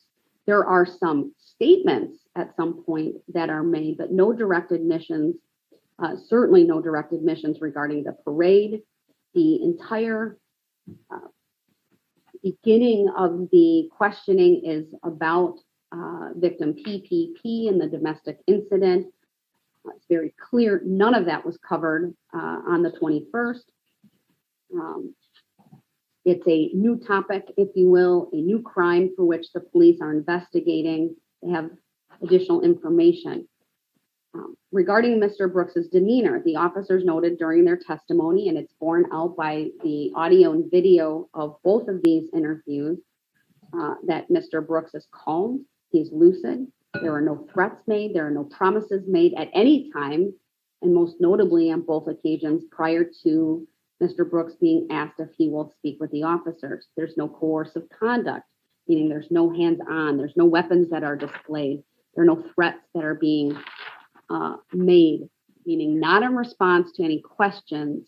While at the Waukesha County Jail, calls Detective Stern over and essentially thanks him for the treatment of him and makes a statement that I didn't intend to kill anyone. I didn't mean to kill anyone. A statement, again, not being challenged by the defense and certainly unsolicited by law enforcement. That was a statement made by Mr. Brooks of his own free volition. So as this court looks at all of the issues that have been raised, we need to also go through some of the law.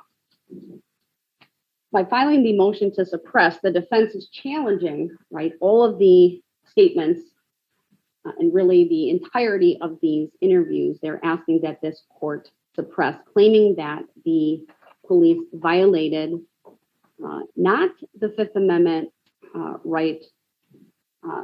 Well, let me rephrase it. They challenged that the police violated Mr. Brooks' right to remain silent. There can be no challenge really to the Fifth Amendment right to counsel, because at no point during any of this time does Mr. Brooks invoke his right to counsel. The seminal case for all courts is Miranda versus Arizona. In that case, the United States Supreme Court held that law enforcement officers conducting a custodial interrogation must employ procedural safeguards sufficient to protect the defendant's Fifth Amendment and 14th Amendment privilege against compelled self-incrimination. Police are required to read procedural safeguards, commonly known as the Miranda warnings, to suspects who are in custody and under interrogation.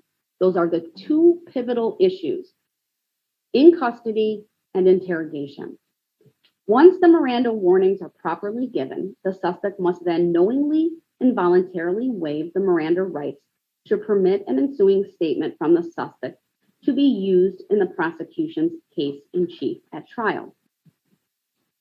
A suspect's right to counsel and right to remain silent are two of the rights protected by these procedural safeguards. This was clearly an individual who wanted information from the police as much as police wanted information from him. And I, based on all of my reasoning, the facts that I've cited, the legal findings that I've made here today, will deny the motion to suppress in full. Judge Jennifer Dorow watched all three interrogations before making her final ruling that the interrogation could not be ruled out of jury view. And then this happened. All right. Before we get going, I'm going to take a little bit of a break.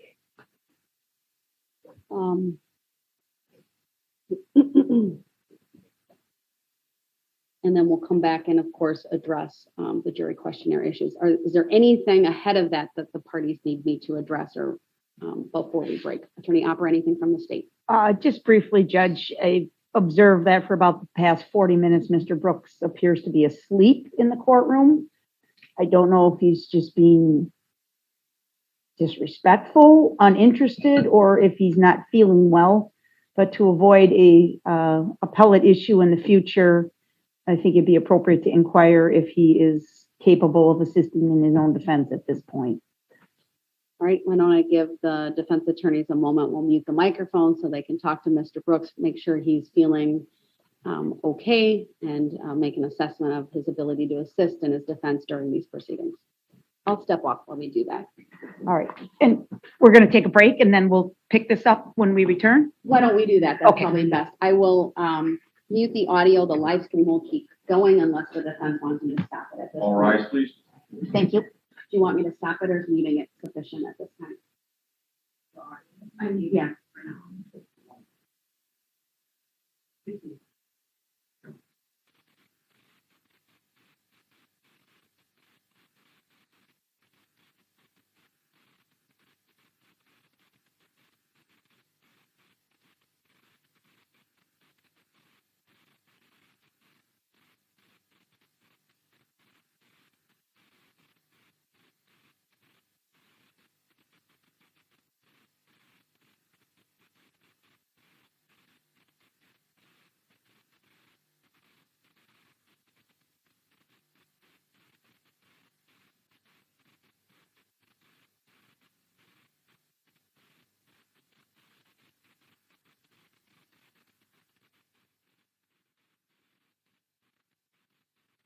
Unfortunately, the court had muted the audio, but we do pick up a good bit in just a moment here.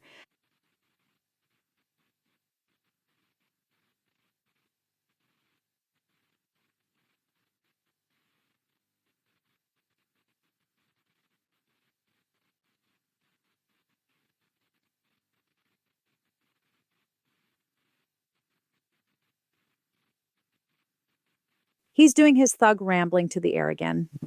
All talk and absolutely no bite.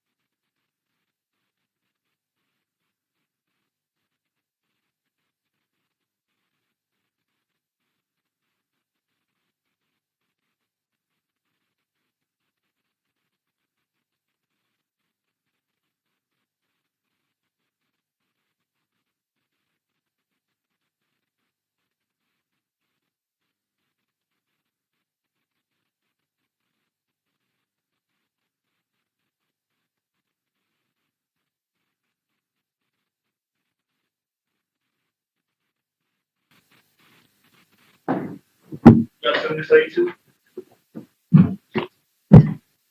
Mr. Brooks, the live stream is on. I don't care about no live stream. Just like y'all don't care. All this political, it's the show. Y'all to put y'all on the toe with it. Mr. Y'all Brooks, get paid with Mr. Brooks, look at me for a minute. Mr. Brooks. Mr. Brooks, Sit look up at here, act like you know me. People like you don't, y'all Mr. you don't Brooks. know nothing about where I come from. Mr. Brooks. You push me, dog. Don't push back then. Mr. Brooks. Don't push back. Push me Mr. Brooks, we have to continue with this hearing. again. I'm worried about, man, don't put your hand on me. dude. Nobody put their hands on you. Yeah, they better not put their hand on me. Okay, Mr. Brooks, you need to look at me for a minute, okay? Why? To listen to all this political stuff y'all got going on? Mr. Brooks, I'm more concerned about. Don't touch me, dog. They see it. All right, we're gonna take a break and we're gonna come back after lunch. I'm not gonna do this with him right now. He needs to be here. He's not cooperating. I'm gonna give you the warning, Nobody care about nothing else. I will give you the- Nobody. I will give you the warning that if you continue to interrupt when we go back on the record, you will forfeit your right to be in the courtroom today. I can't have these interruptions. I want you here. It's been a long day and a half. Get your hands off me. We'll come back at 12:30. Just get it off me.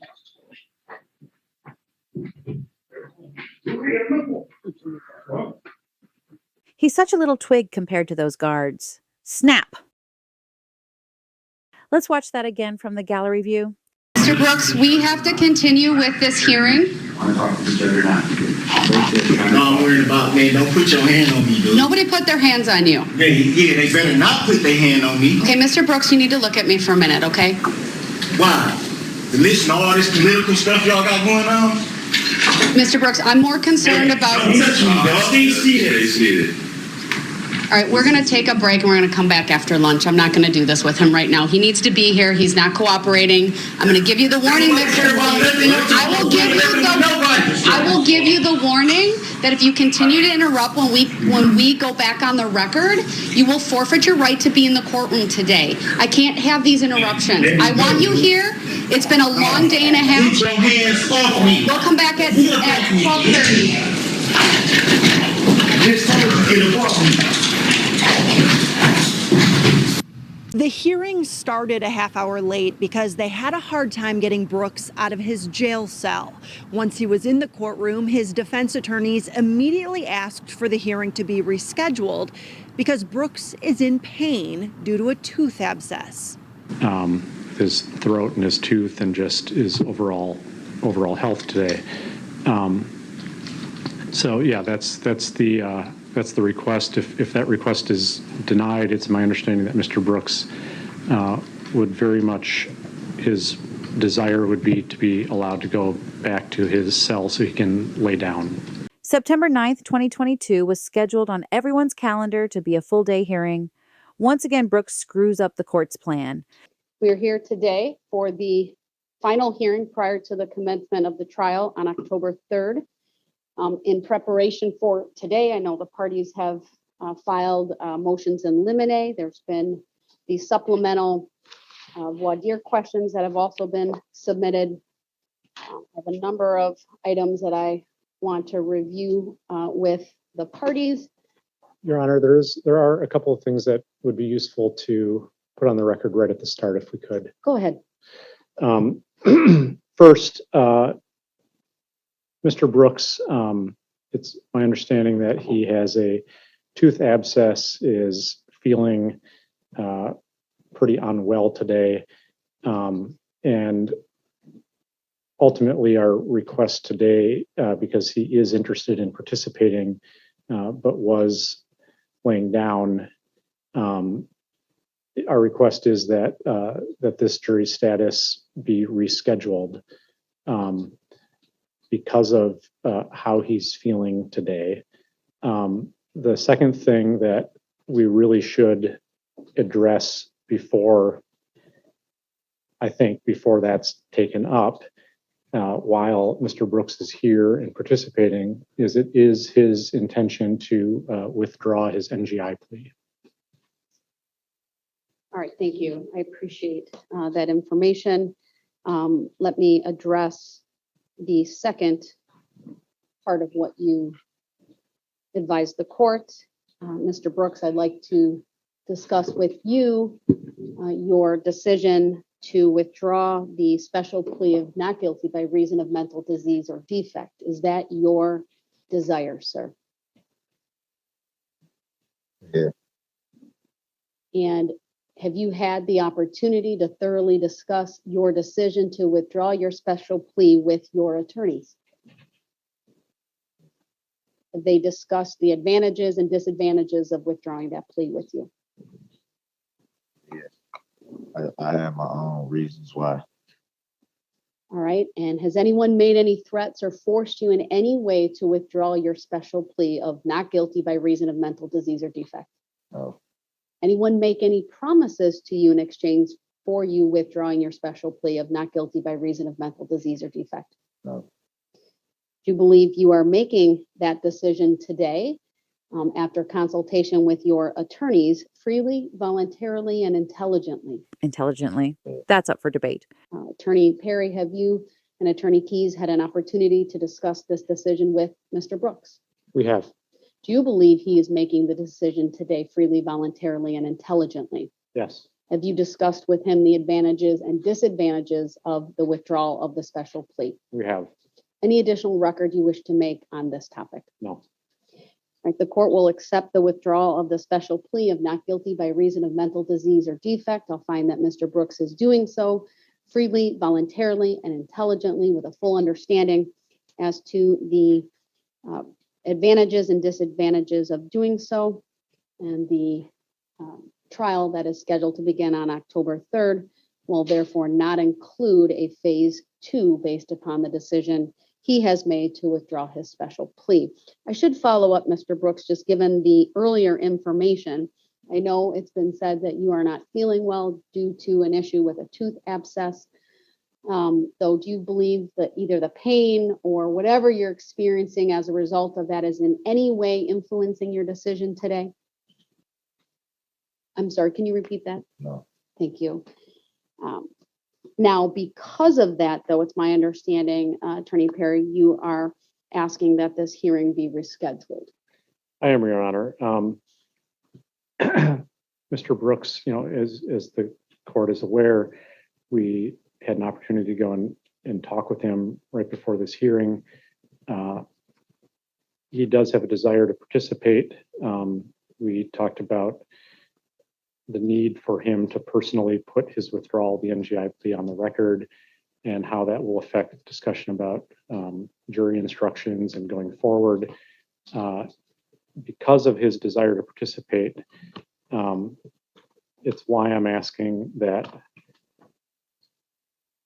this hearing be rescheduled in short order because of how he's related to us about how he's feeling this afternoon today, his throat and his tooth and just his overall health today. So yeah, that's the request. If that request is denied, it's my understanding that Mr. Brooks would very much, his desire would be to be allowed to go back to his cell so he can lay down. To your knowledge, is the tooth abscess being addressed appropriately by the jail? I was informed that it's been diagnosed as a tooth abscess, so I that's the extent of my knowledge about that. I don't know what's been scheduled, but if it was diagnosed as a tooth abscess, that would indicate to me that it's the jail that has done that. Do you have any concerns other than him not feeling well related to that about his ability to assist in his own defense generally? No, we're not raising any competency concerns, if that's what the court is asking.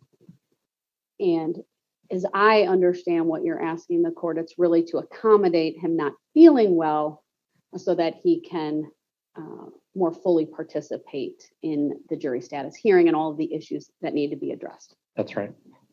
Right. State have any position on that request? Well, I think there's a lack of information here, such as when did this situation develop? Has he seen a dentist or other individuals who perhaps can provide some treatment? Was he offered a remedy like aspirin or other relief, ice pack, whatever it may take?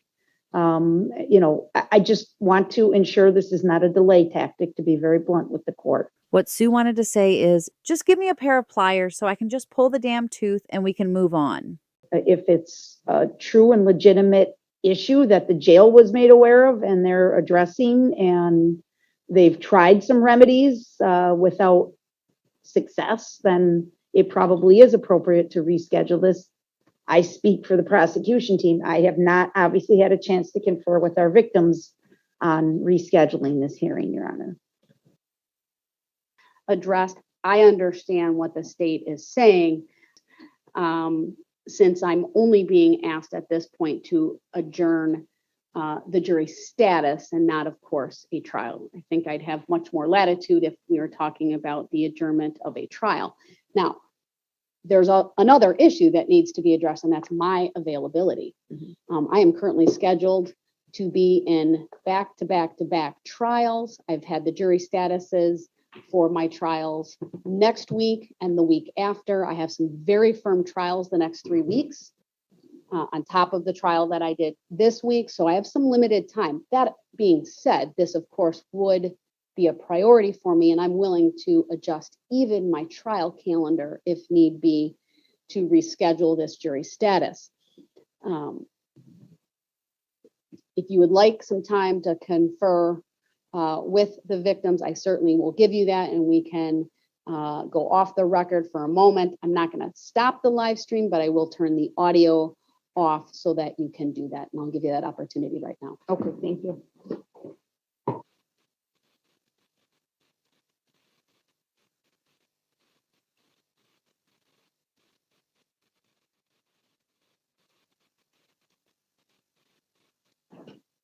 All right, the audio is back on. Attorney Opper, go ahead. Thank you, Judge. I did confer with the victims who are present in the courtroom. They do understand the situation, and with the understanding that we will reschedule the status only, and this will not result in a delay of the trial, they're in agreement with selecting a new date. Attorney Perry, what can you tell me without divulging any, healthcare related privacy things as to scheduling of an adjourned jury status and whether that could be accomplished next week? That's what I was just trying to find out, Your Honor. I don't know. I think that early next week we could probably make more headway with learning the details. I would suggest that, if it's next week, that it be at the end of next week or early the following, and I'll be in touch with the jail early next week and learn whatever I can learn. Every time he pulls these stunts, it affects the victims. Look at everyone scrambling to ask each other what date they are available to reschedule, and Brooks is just sitting there like the waste of space. He is. It's agreeable to the state and the victims, Your Honor. All right, then we will reschedule this jury status until Monday, September 19th at 2 p.m. If I can assist in any way with any rescheduling the attorneys need, just please let me know. Thank you, everyone. We are adjourned. Thank you, Judge. Thank you. You're welcome.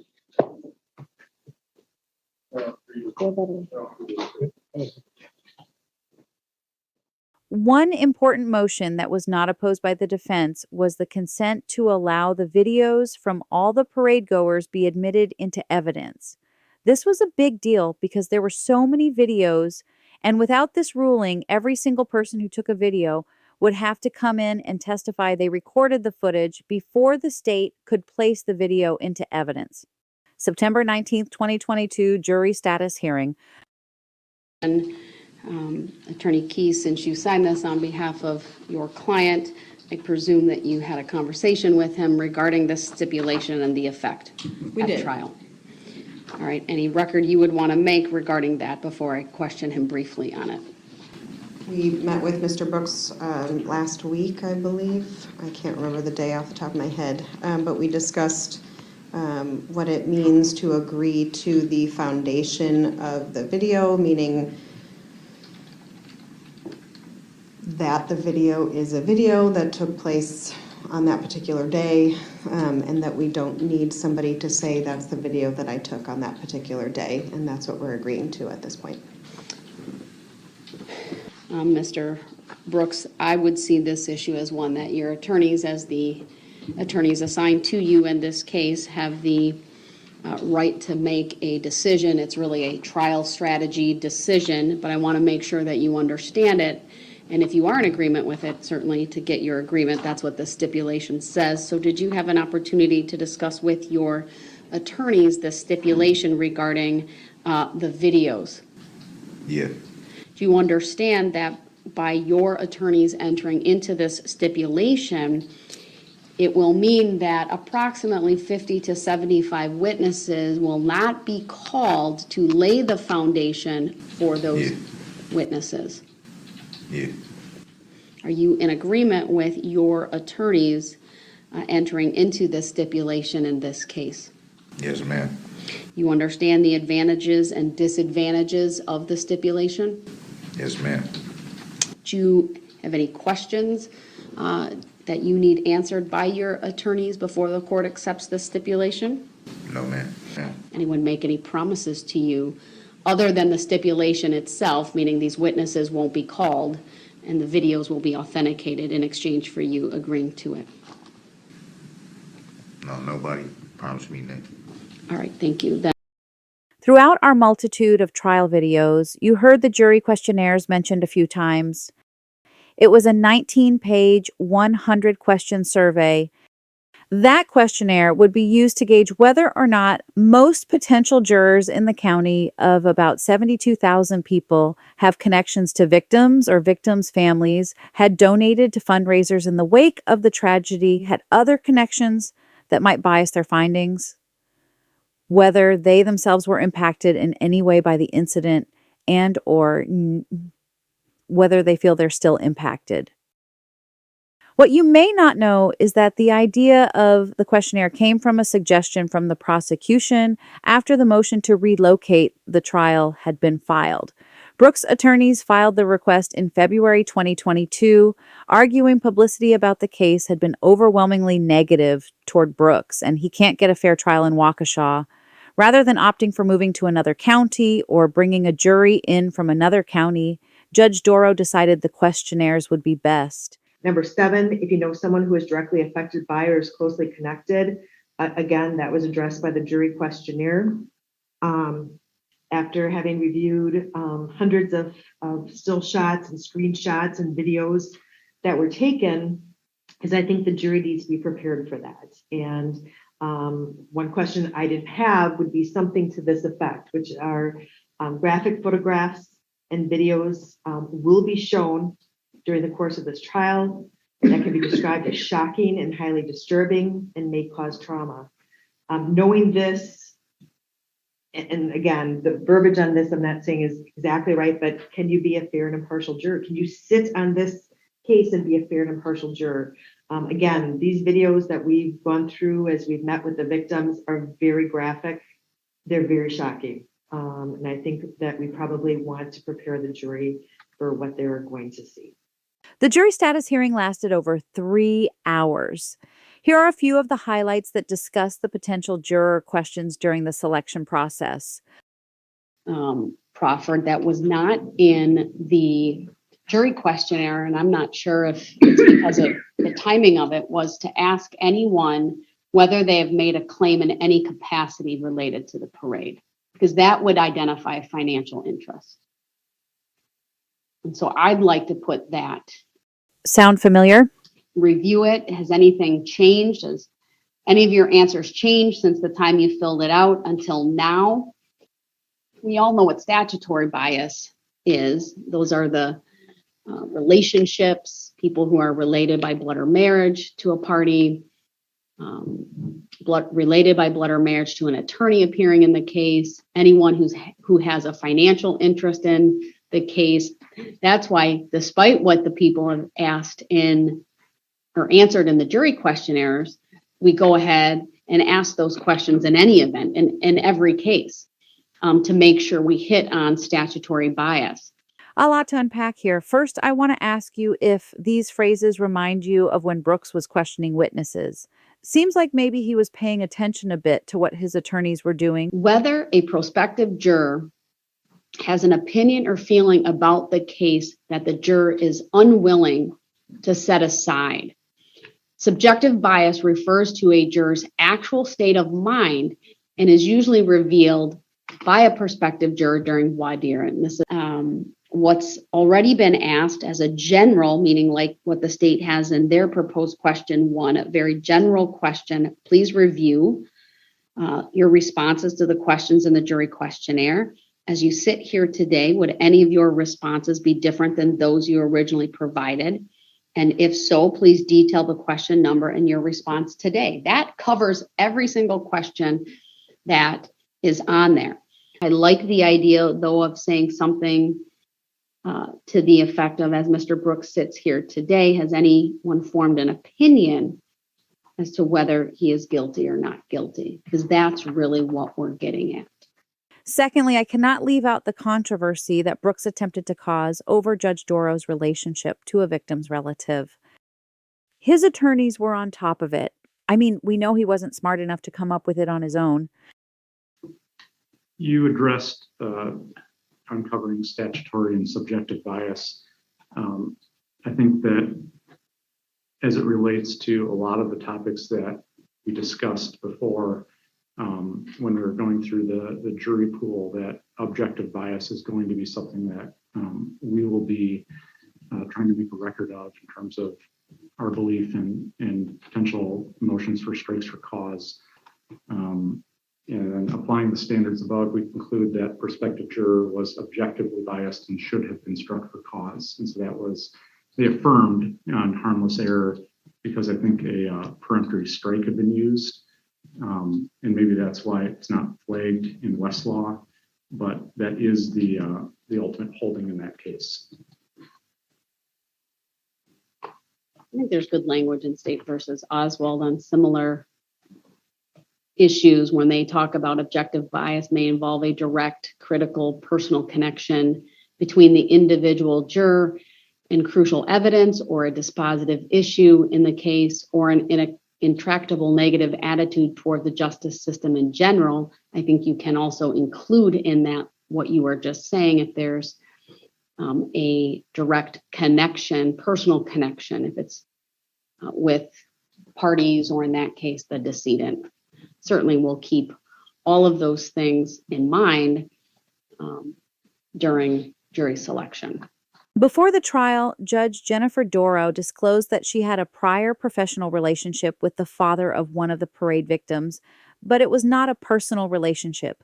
Upon learning of the tragedy, Dorow exchanged a brief text message with the father to extend her condolences. As the parties are aware, the state filed a letter on the 7th advising the court or wanting to make the court aware that I had some familiarity with the father of victim C. Victim C is one of the homicide victims, and under the statute, the father of the deceased is also a victim. So I felt it prudent to seal that letter to myself be in compliance with Marcy's law. As everyone is aware, that is a requirement that applies not just to the state when they file documents, but to the courts, the parties, etc. And so I did have that sealed, but I also ordered it redacted so that a redacted version could be made part of the public record. And it's my understanding that has been done. I wanted to make some disclosures out of an abundance of caution, and as encouraged in the comments to Supreme Court Rule 60.04 sub 4, which talks about notification of information on the record to the parties when that information might be considered by the parties relevant to the question of recusal. First and foremost, this court believes it absolutely can and will be fair and impartial to both sides in this case. Here are the facts, though, that I want the parties to be aware. The court is familiar with the father of victim C and his wife. I am familiar with the father because I worked in private practice from September of 2005 through the end of 2011. I worked in a law firm that was located in the Seatman Realty building. And for those in Waukesha know, that's on the corner of I-94 and Pewaukee Road. There are a number of law offices in that building, and the father of victim C had a law office as well. I was not formally affiliated with him, and at times his wife would work there as well. So that is how I know the father of victim C. We were in the same building, but again, not officially affiliated. I did have this person, the father of victim C do some estate planning for my husband and I back in 2012. Our will, trust, things of that nature were finalized in March of 2012. We paid for that legal work. It was not free. In addition, the attorney, the father of victim C, also did some business work for my husband, some work related to the formation of a business in 2015. Now, we have since transitioned to a different firm and a different lawyer, and it's also my understanding that he is now retired. Again, we paid for that legal work. It was not free. The last time the court communicated with the father on any legal matters was in 2018, when I asked him a question about the business formation by email, and some related work, potential work related to putting a home that we had in a different name. Again, that did not result in any work being done. He did respond by email. I also want the parties to know that on February 8 of 2012, this attorney did make a contribution to my Jennifer Dorow for judge. As most people in the courthouse are aware, I was appointed at the end of 2011, took the bench in 2012, and this person made a contribution in the amount of $500 on that date. Now, I did not maintain any regular contact with the father of victim C. To my knowledge, I have never met victim C. I did have a very brief text message exchange when I learned that his daughter passed away, and I extended my condolences to he and his family on a text between myself, him, and my husband. I think it is interesting to note he had to ask who it was on the other end of that text, as my name was not in his contacts. It was a very brief exchange, and nothing else has been exchanged since. It is my opinion that these facts do not require mandatory recusal either under 757.19 of the Wisconsin statutes or Supreme Court Rule 60.04. Judge Dorow stated she was revealing these details out of an abundance of caution. However, she affirmed that she held no bias, could remain impartial, and refused to recuse herself from presiding over the case. So here's an interesting portion of the hearing. Remember the Zibits Brooks was always complaining about? A couple easy things. Exhibit lists. I would like the parties to prepare as best as they can exhibit lists in advance of trial. I can only imagine there's going to be quite a bit of evidence that will be offered.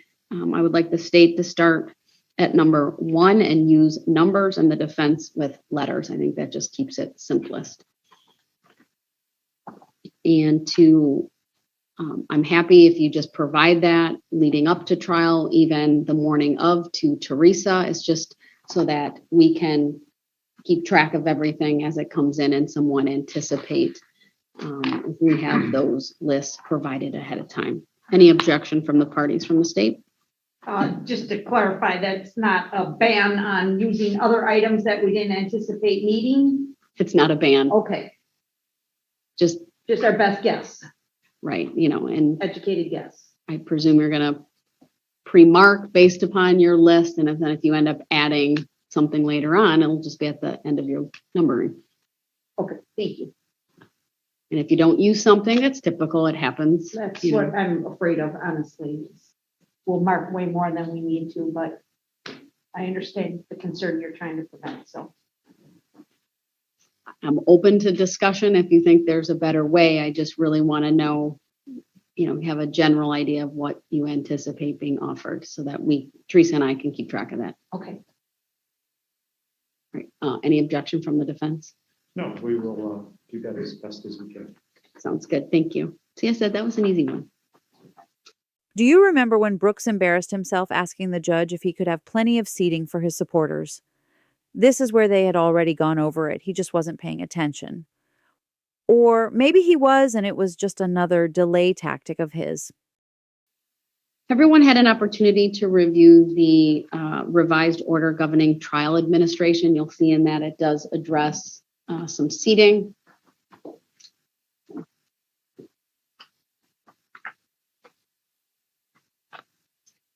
will be some reservation of rows throughout the trial, but yet, Okay. that's what I meant by that. Okay, and then could we just understand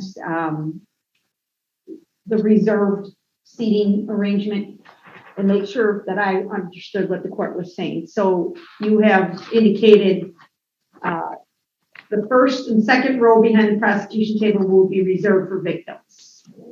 First row behind the defense table will be reserved for the defendant's family. Last row in the gallery will be reserved for the media. So I assume that means both sides of the courtroom for that. Correct. And that would mean the benches in between, which I'm counting, we've got 4 on each side, right? Correct. So like on the defense side, benches 2 and 3 are just general seating, general admission. Right? Correct. Okay. And row 3 on the prosecution side is general admission. Correct. If victims come and there's not room for them in rows 1 and 2 and there's space in those benches, may they sit there if there's space? After 15 minutes, Okay. after the start of each session in the morning and the afternoon. I'm told that there are ample arrangements made for the victims to watch the proceedings in what was courtroom 115, that it's completely been renovated for that purpose. Now, 115 is the room that I would have wanted to be in to watch the victims' reactions and interactions during the trial. Room 115 may be where the emotions came out and why the courtroom gallery was so tame. And then And let me also add, I have no idea how many media are going to want to watch. They're going to get the jury assembly room. They may all watch remotely. They have the media room that's in the back. If it becomes apparent that they only need one row or a portion of a row, I mean, we'll adjust. Okay. So, but at least wanted to do something so that when we come here on the day of trial, it's not chaotic. I really appreciate that, Your Honor, and I understand you have a lot of interest to balance here. So thank you for doing that. I appreciate that because I do have to balance victims, the right of the public, the right of the media, and the defendant's right, and anyone who's associated with those groups. Sure. And as you know, there are 8 rows that I am limited Yes. to in this courtroom. So Yeah. I just also had to ask one other question about the part about once seated in the courtroom, spectators may leave, but they will not be permitted to re-enter until there's a break. I want to limit distractions in this trial for our jury. I understand people may need to get up and use the restroom, but they're going to have to wait to come back in. That's for everyone, media. Otherwise, I'm Right. trying to avoid all the coming and the going. Another fun fact. Before Brooks fired his attorneys, they had said they would be bringing in an expert witness to testify. Maybe Brooks was sleeping during that portion of the hearing or just didn't think he needed anyone's opinion but his own. And what about the expectations of the length of the trial? Before Brooks went pro se, here's what Opper said about the timing of their portion. You can tell the court as we sit here right now, we think we can present our case in about 5 to 7 business days. So I was going to tell the court that as well for jury selection purposes. I know many potential jurors were concerned about the length of the case. We're projecting 5 to 7 business days for the case in chief. As we know, it took 11 business days due to Brooks's constant interruptions. All right, that's helpful. I think I can answer one of your questions. I truly believe, based on the jury questionnaires, based on the script that I've utilized in past cases and what I am putting together for this case, and even with the follow-up that needs to be done, I truly believe we can have a jury the first day. And even if that means we go a little bit late that day, I'd rather go till 7, 8 o'clock at night on the first day and get a jury.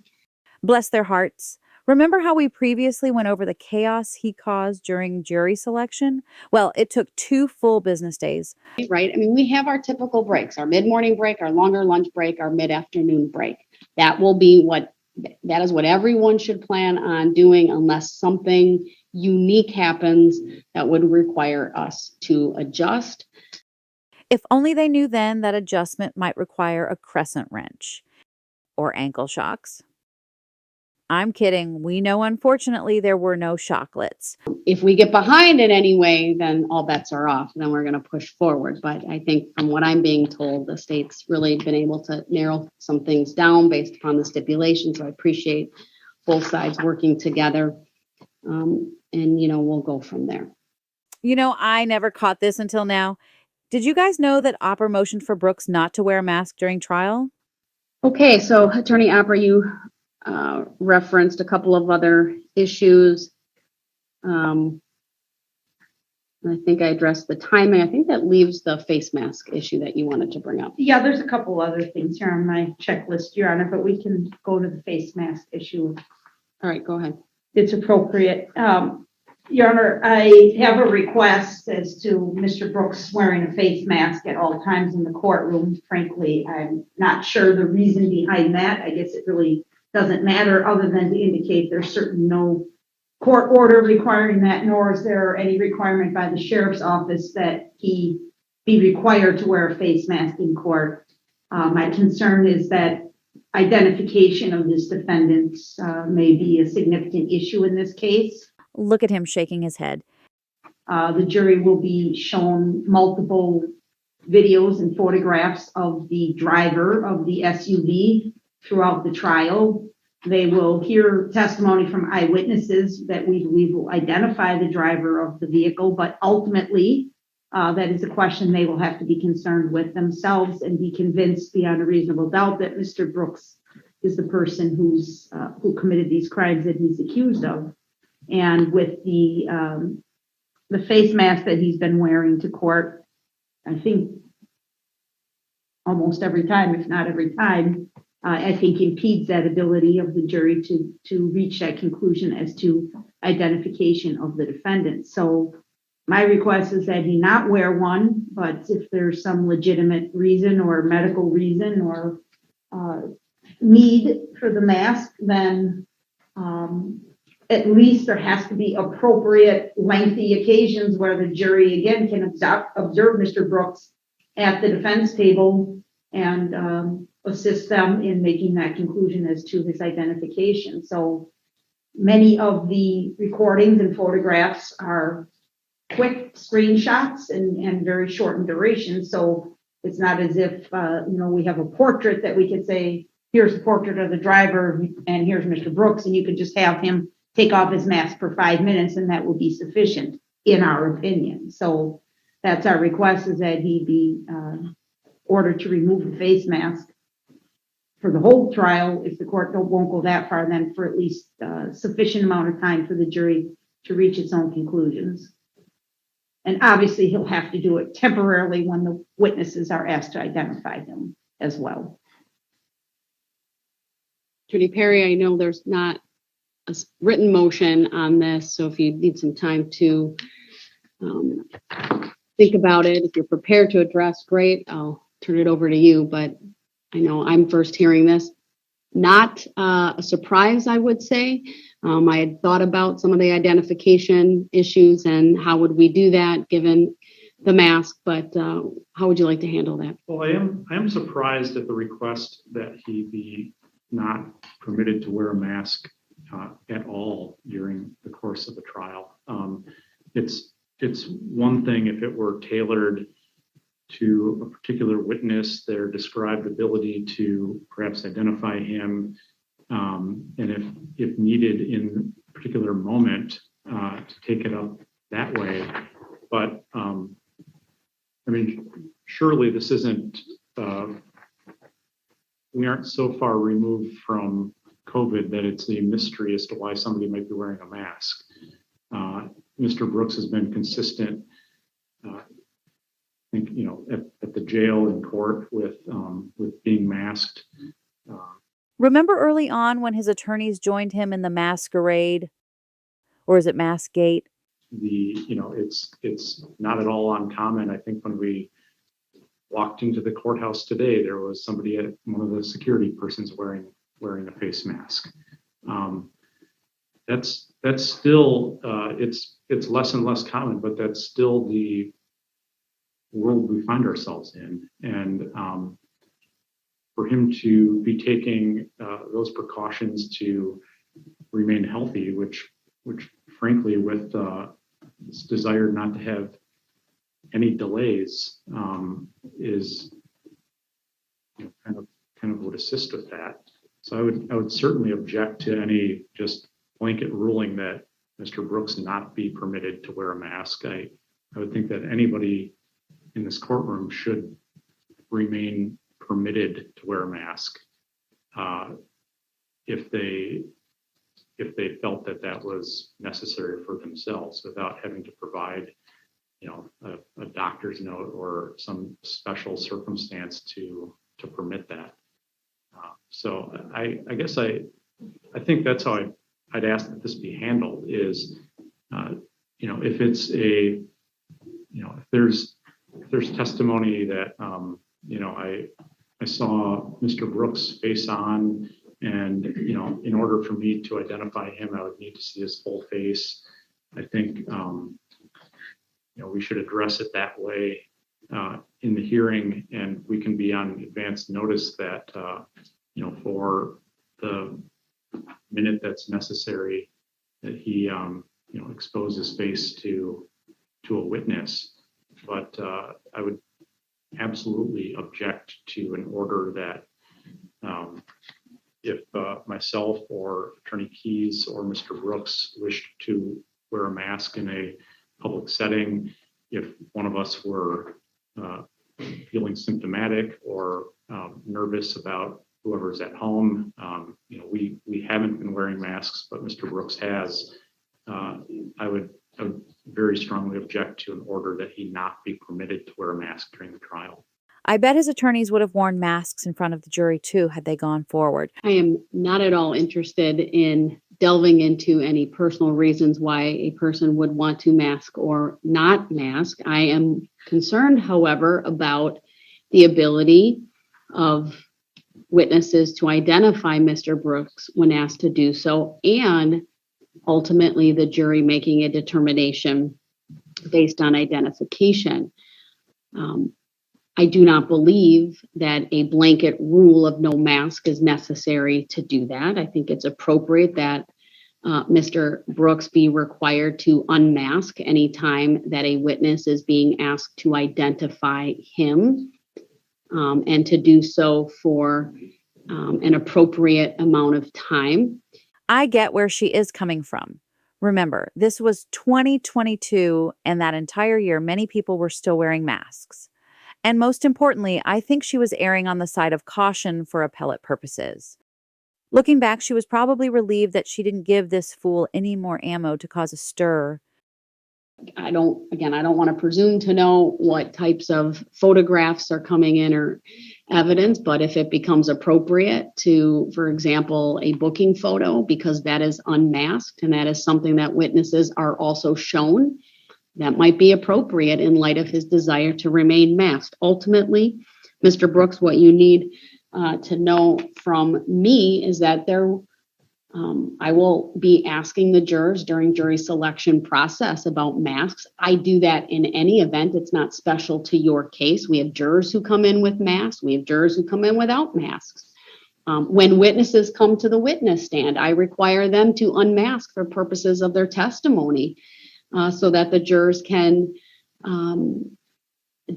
judge for themselves the credibility. I think that's important. So if you take the witness stand, for example, you will be required to unmask.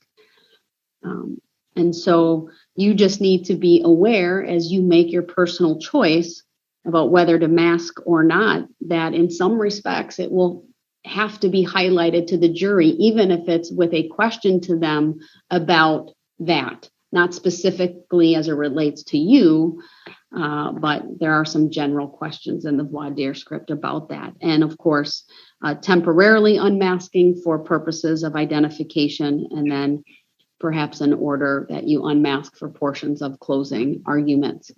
And again, if he does choose to remain masked, then I would also entertain a request from the state, if you aren't already planning on using a booking photo or some other photo where he's unmasked, to assist with identification. I think that's something I would entertain as well. Now that I think about it, he probably did it just because he knew Opper didn't like it. Understood. Thank you. All right. What else is on your list that I haven't gotten to? The jury view. Here is another fact that many people may not know. In addition to the jury viewing the vehicle in person, the state had originally requested the jurors also have an off-site viewing of the parade route. However, by the time of this hearing, they had withdrawn that motion.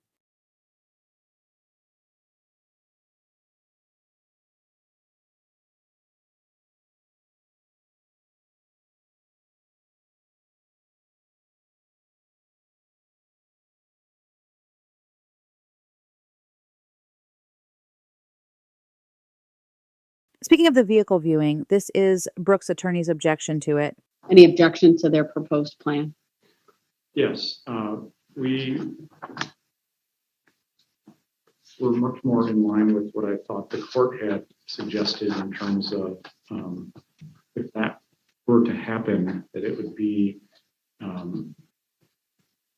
at an impartial or as impartial a setting as possible. I thought that there was the suggestion that was a really good one to take place at the county grounds as opposed to just right at the sheriff's department. So that's the basis of our objection to that.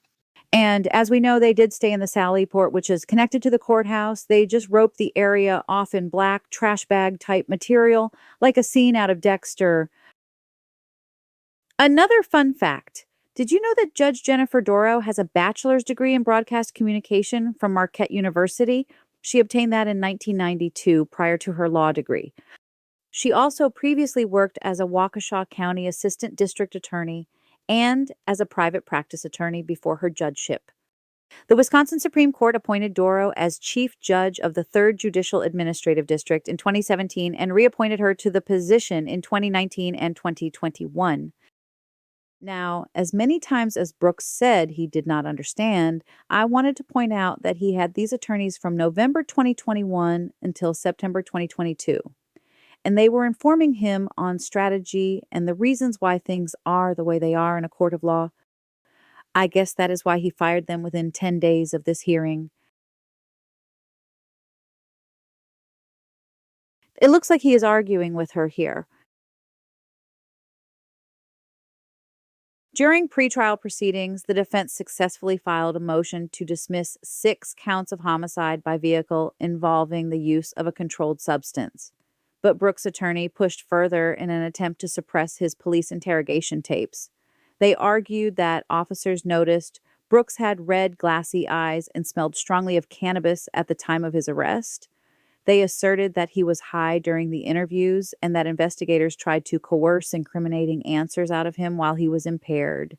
They claimed detectives explicitly told Brooks they were looking for answers about driving and potential operating while intoxicated. Much more than already stated, Your Honor, they have specifically asked this court to dismiss the counts related to his marijuana use. It has no relevance whatsoever to the charges that he's facing.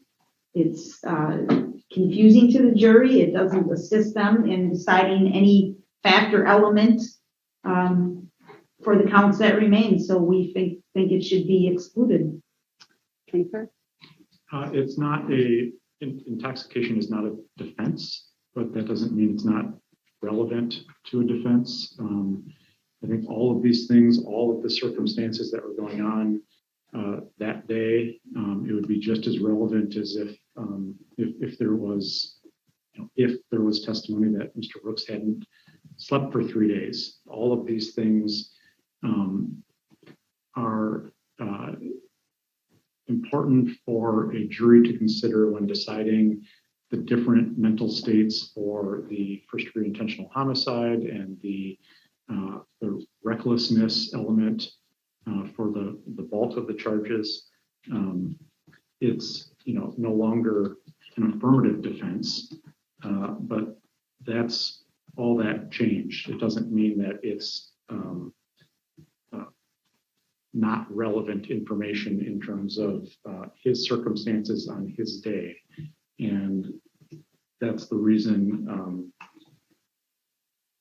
we'd be objecting to that motion of eliminate. Any rebuttal? Yes, Your Honor. At the outset, the defense had indicated on a preliminary basis, they may have an expert to discuss toxicology and or the effects of the marijuana on the person of Mr. Brooks. So it's very confusing to this jury because they've since told us that they do not intend to pursue that type of expert witness. So I don't know exactly what it is they're asking to tell the jury.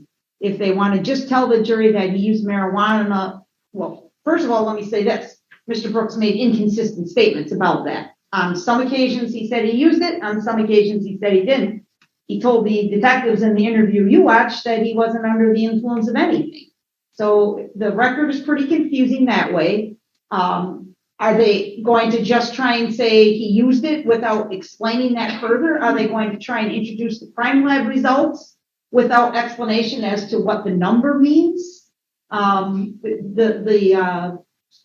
don't know exactly what they intend to do with it, but I think it's very misleading and very confusing to the jury to even entertain this type of evidence. His use or lack of use of marijuana is not an issue. It cannot negate his state of mind. If I were to grant this, well, let me ask it this way. Because it comes up in the interview, at least the one that I watched, I don't know what your intent is, but let's just say your intent is to show all of that. Okay, would you then be seeking to excise those portions out that deal with when he talks about this? Yes. And on the ring video, I don't know if you saw that part of the ring video, but when they took him into custody, there was some marijuana on the porch where he was standing. We would not introduce that evidence in our case in chief either. It has no relevance, Your Honor. Well, what specifically is the defense seeking to have admitted or by way of evidence regarding his use of marijuana on that day? I don't have the exact way that would be presented, but I'm seeking to not have that be prohibited. There is the crime lab result that we were on notice of. There's a reference by one officer in terms of, I don't know if they had smelled or believed that he had, their observations of Mr. Brooks. There's the comments, of course, depending on how it gets introduced in the statement, there's the ring video. It's all of the circumstances surrounding as close to that event as possible. Mr. Brooks's circumstances and what was going on with him at that day that we are seeking to have the ability to introduce through questioning of witnesses. There is an unpublished but authored opinion relatively recently that is somewhat helpful on this. I mean, it's, for persuasive value only, and it was, finding that it was, not error when the court reminded the jury that it had heard evidence about defendant's voluntary intoxication, that it may be relevant evidence. And, the argument in that case was really just because this has been removed as an affirmative defense doesn't mean it's not relevant to the element of intent in terms of understanding, really just and considering the impact that intoxication may have had upon somebody. In that case, the jury was instructed that it was not an affirmative defense, but then I think it was that it could be considered as relevant evidence. It is true in this case that the court dismissed counts 78 through 83, and those were the counts related to the use of a controlled substance and then operating a vehicle that resulted in the death of another. There's very limited, if any, relevance to a jury hearing about at least how it's been presented to me today. The use of marijuana on November 21 of 2021, unless of course Mr. Brooks testifies, and then it may go to his credibility, just like the use of alcohol and whether someone is under the influence would go to their credibility, their ability to recall events. etc.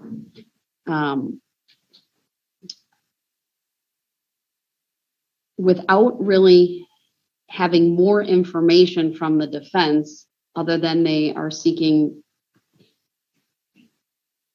to have this information not excluded on a more general basis, not really knowing whether it's toxicology reports that they're seeking or just simply his own statements that he told police. I frankly don't have much of a objection if the video of his interview is played in full and that part is included, if that's what the defense wants. Because a jury is told when the instructions related to hearing a recording and statements attributed to a party that they still need to determine whether those statements were made and whether to believe them and things of that nature. So credibility is still at issue for those statements, as self-serving as they may be at that point. So I think that part of the video I would allow in without it being excised out. But that's the extent at this point, unless I'm given a different reason and I'm persuaded otherwise. But clearly the toxicology reports, without being told whether an expert would be called and why it would be relevant to the charges of intentional homicide, first degree reckless endangering safety, what we sometimes refer to as hit and run, and the battery and the bail jumping, otherwise don't see relevance unless and until Mr. Brooks testifies. And then I think that would be fair game, his use that day. So I'll grant the motion brought by the state with the exception that those portions of the interview where he discusses his use of marijuana are admissible. The court ultimately allowed the prosecution to use the interview materials.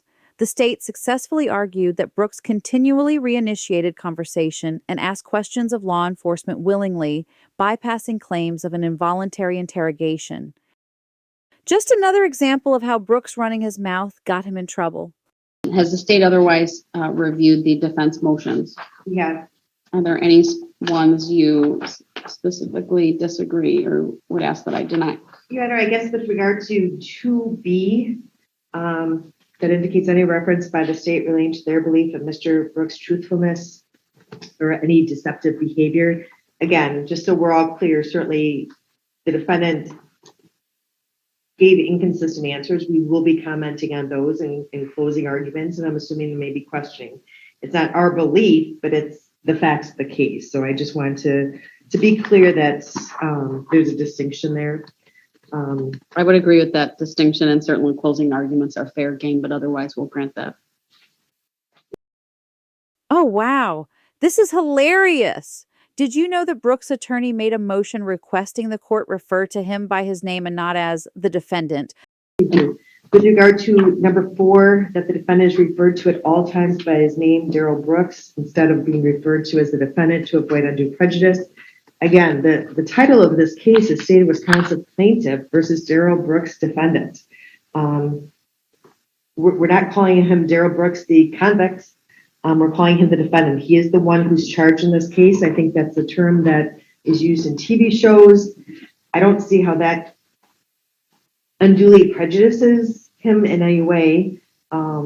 And I think the same thing goes for number 5. We would object to. It says that the alleged victims are referred to at all times by their names instead of being referred to as a victim. There's no question, and I think we've brought this up before, these people are victims. And I think this was brought up in the arena of the jury questionnaires. Now, what they need to decide is if they're victims of Mr. Brooks, the defendant. So when we say that, someone is running down the road and doesn't know the name of the person, but said, I saw one victim who was down on the ground. I don't know how else you would characterize that person. It was someone that they may have even seen get hit, but they don't know the name. And the same thing with the defendant. If someone says in their testimony, maybe it's a police officer, maybe it's a citizen witness who has been able to ID the defendant, that refers to him as the defendant, I just don't see how that prejudices the defendant at all. I'll turn to Attorney Perry for a response. Well, these are, it's all incremental. There's not one thing we could say, if this isn't granted, then the trial won't be fair, but we are seeking to have, at every step of the way, to remove even incremental kind of unnecessary prejudices that get away from what the instructions are, which is this presumption of innocence, kind of placing him in that stage. We really don't need to hear more on that topic since we know how it all turns out. How many times in the trial did he say, "I do not recognize that name"? That will do it for this video. I have just one more pre-trial hearing extras to add to this playlist.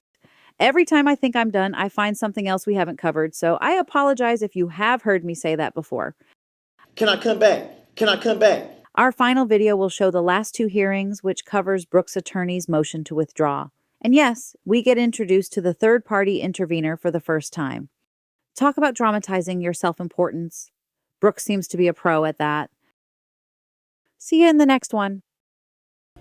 Thanks for watching, everyone. If you enjoyed this video, please do not forget to like and subscribe on your way out, and feel free to leave a comment. Have a blessed day.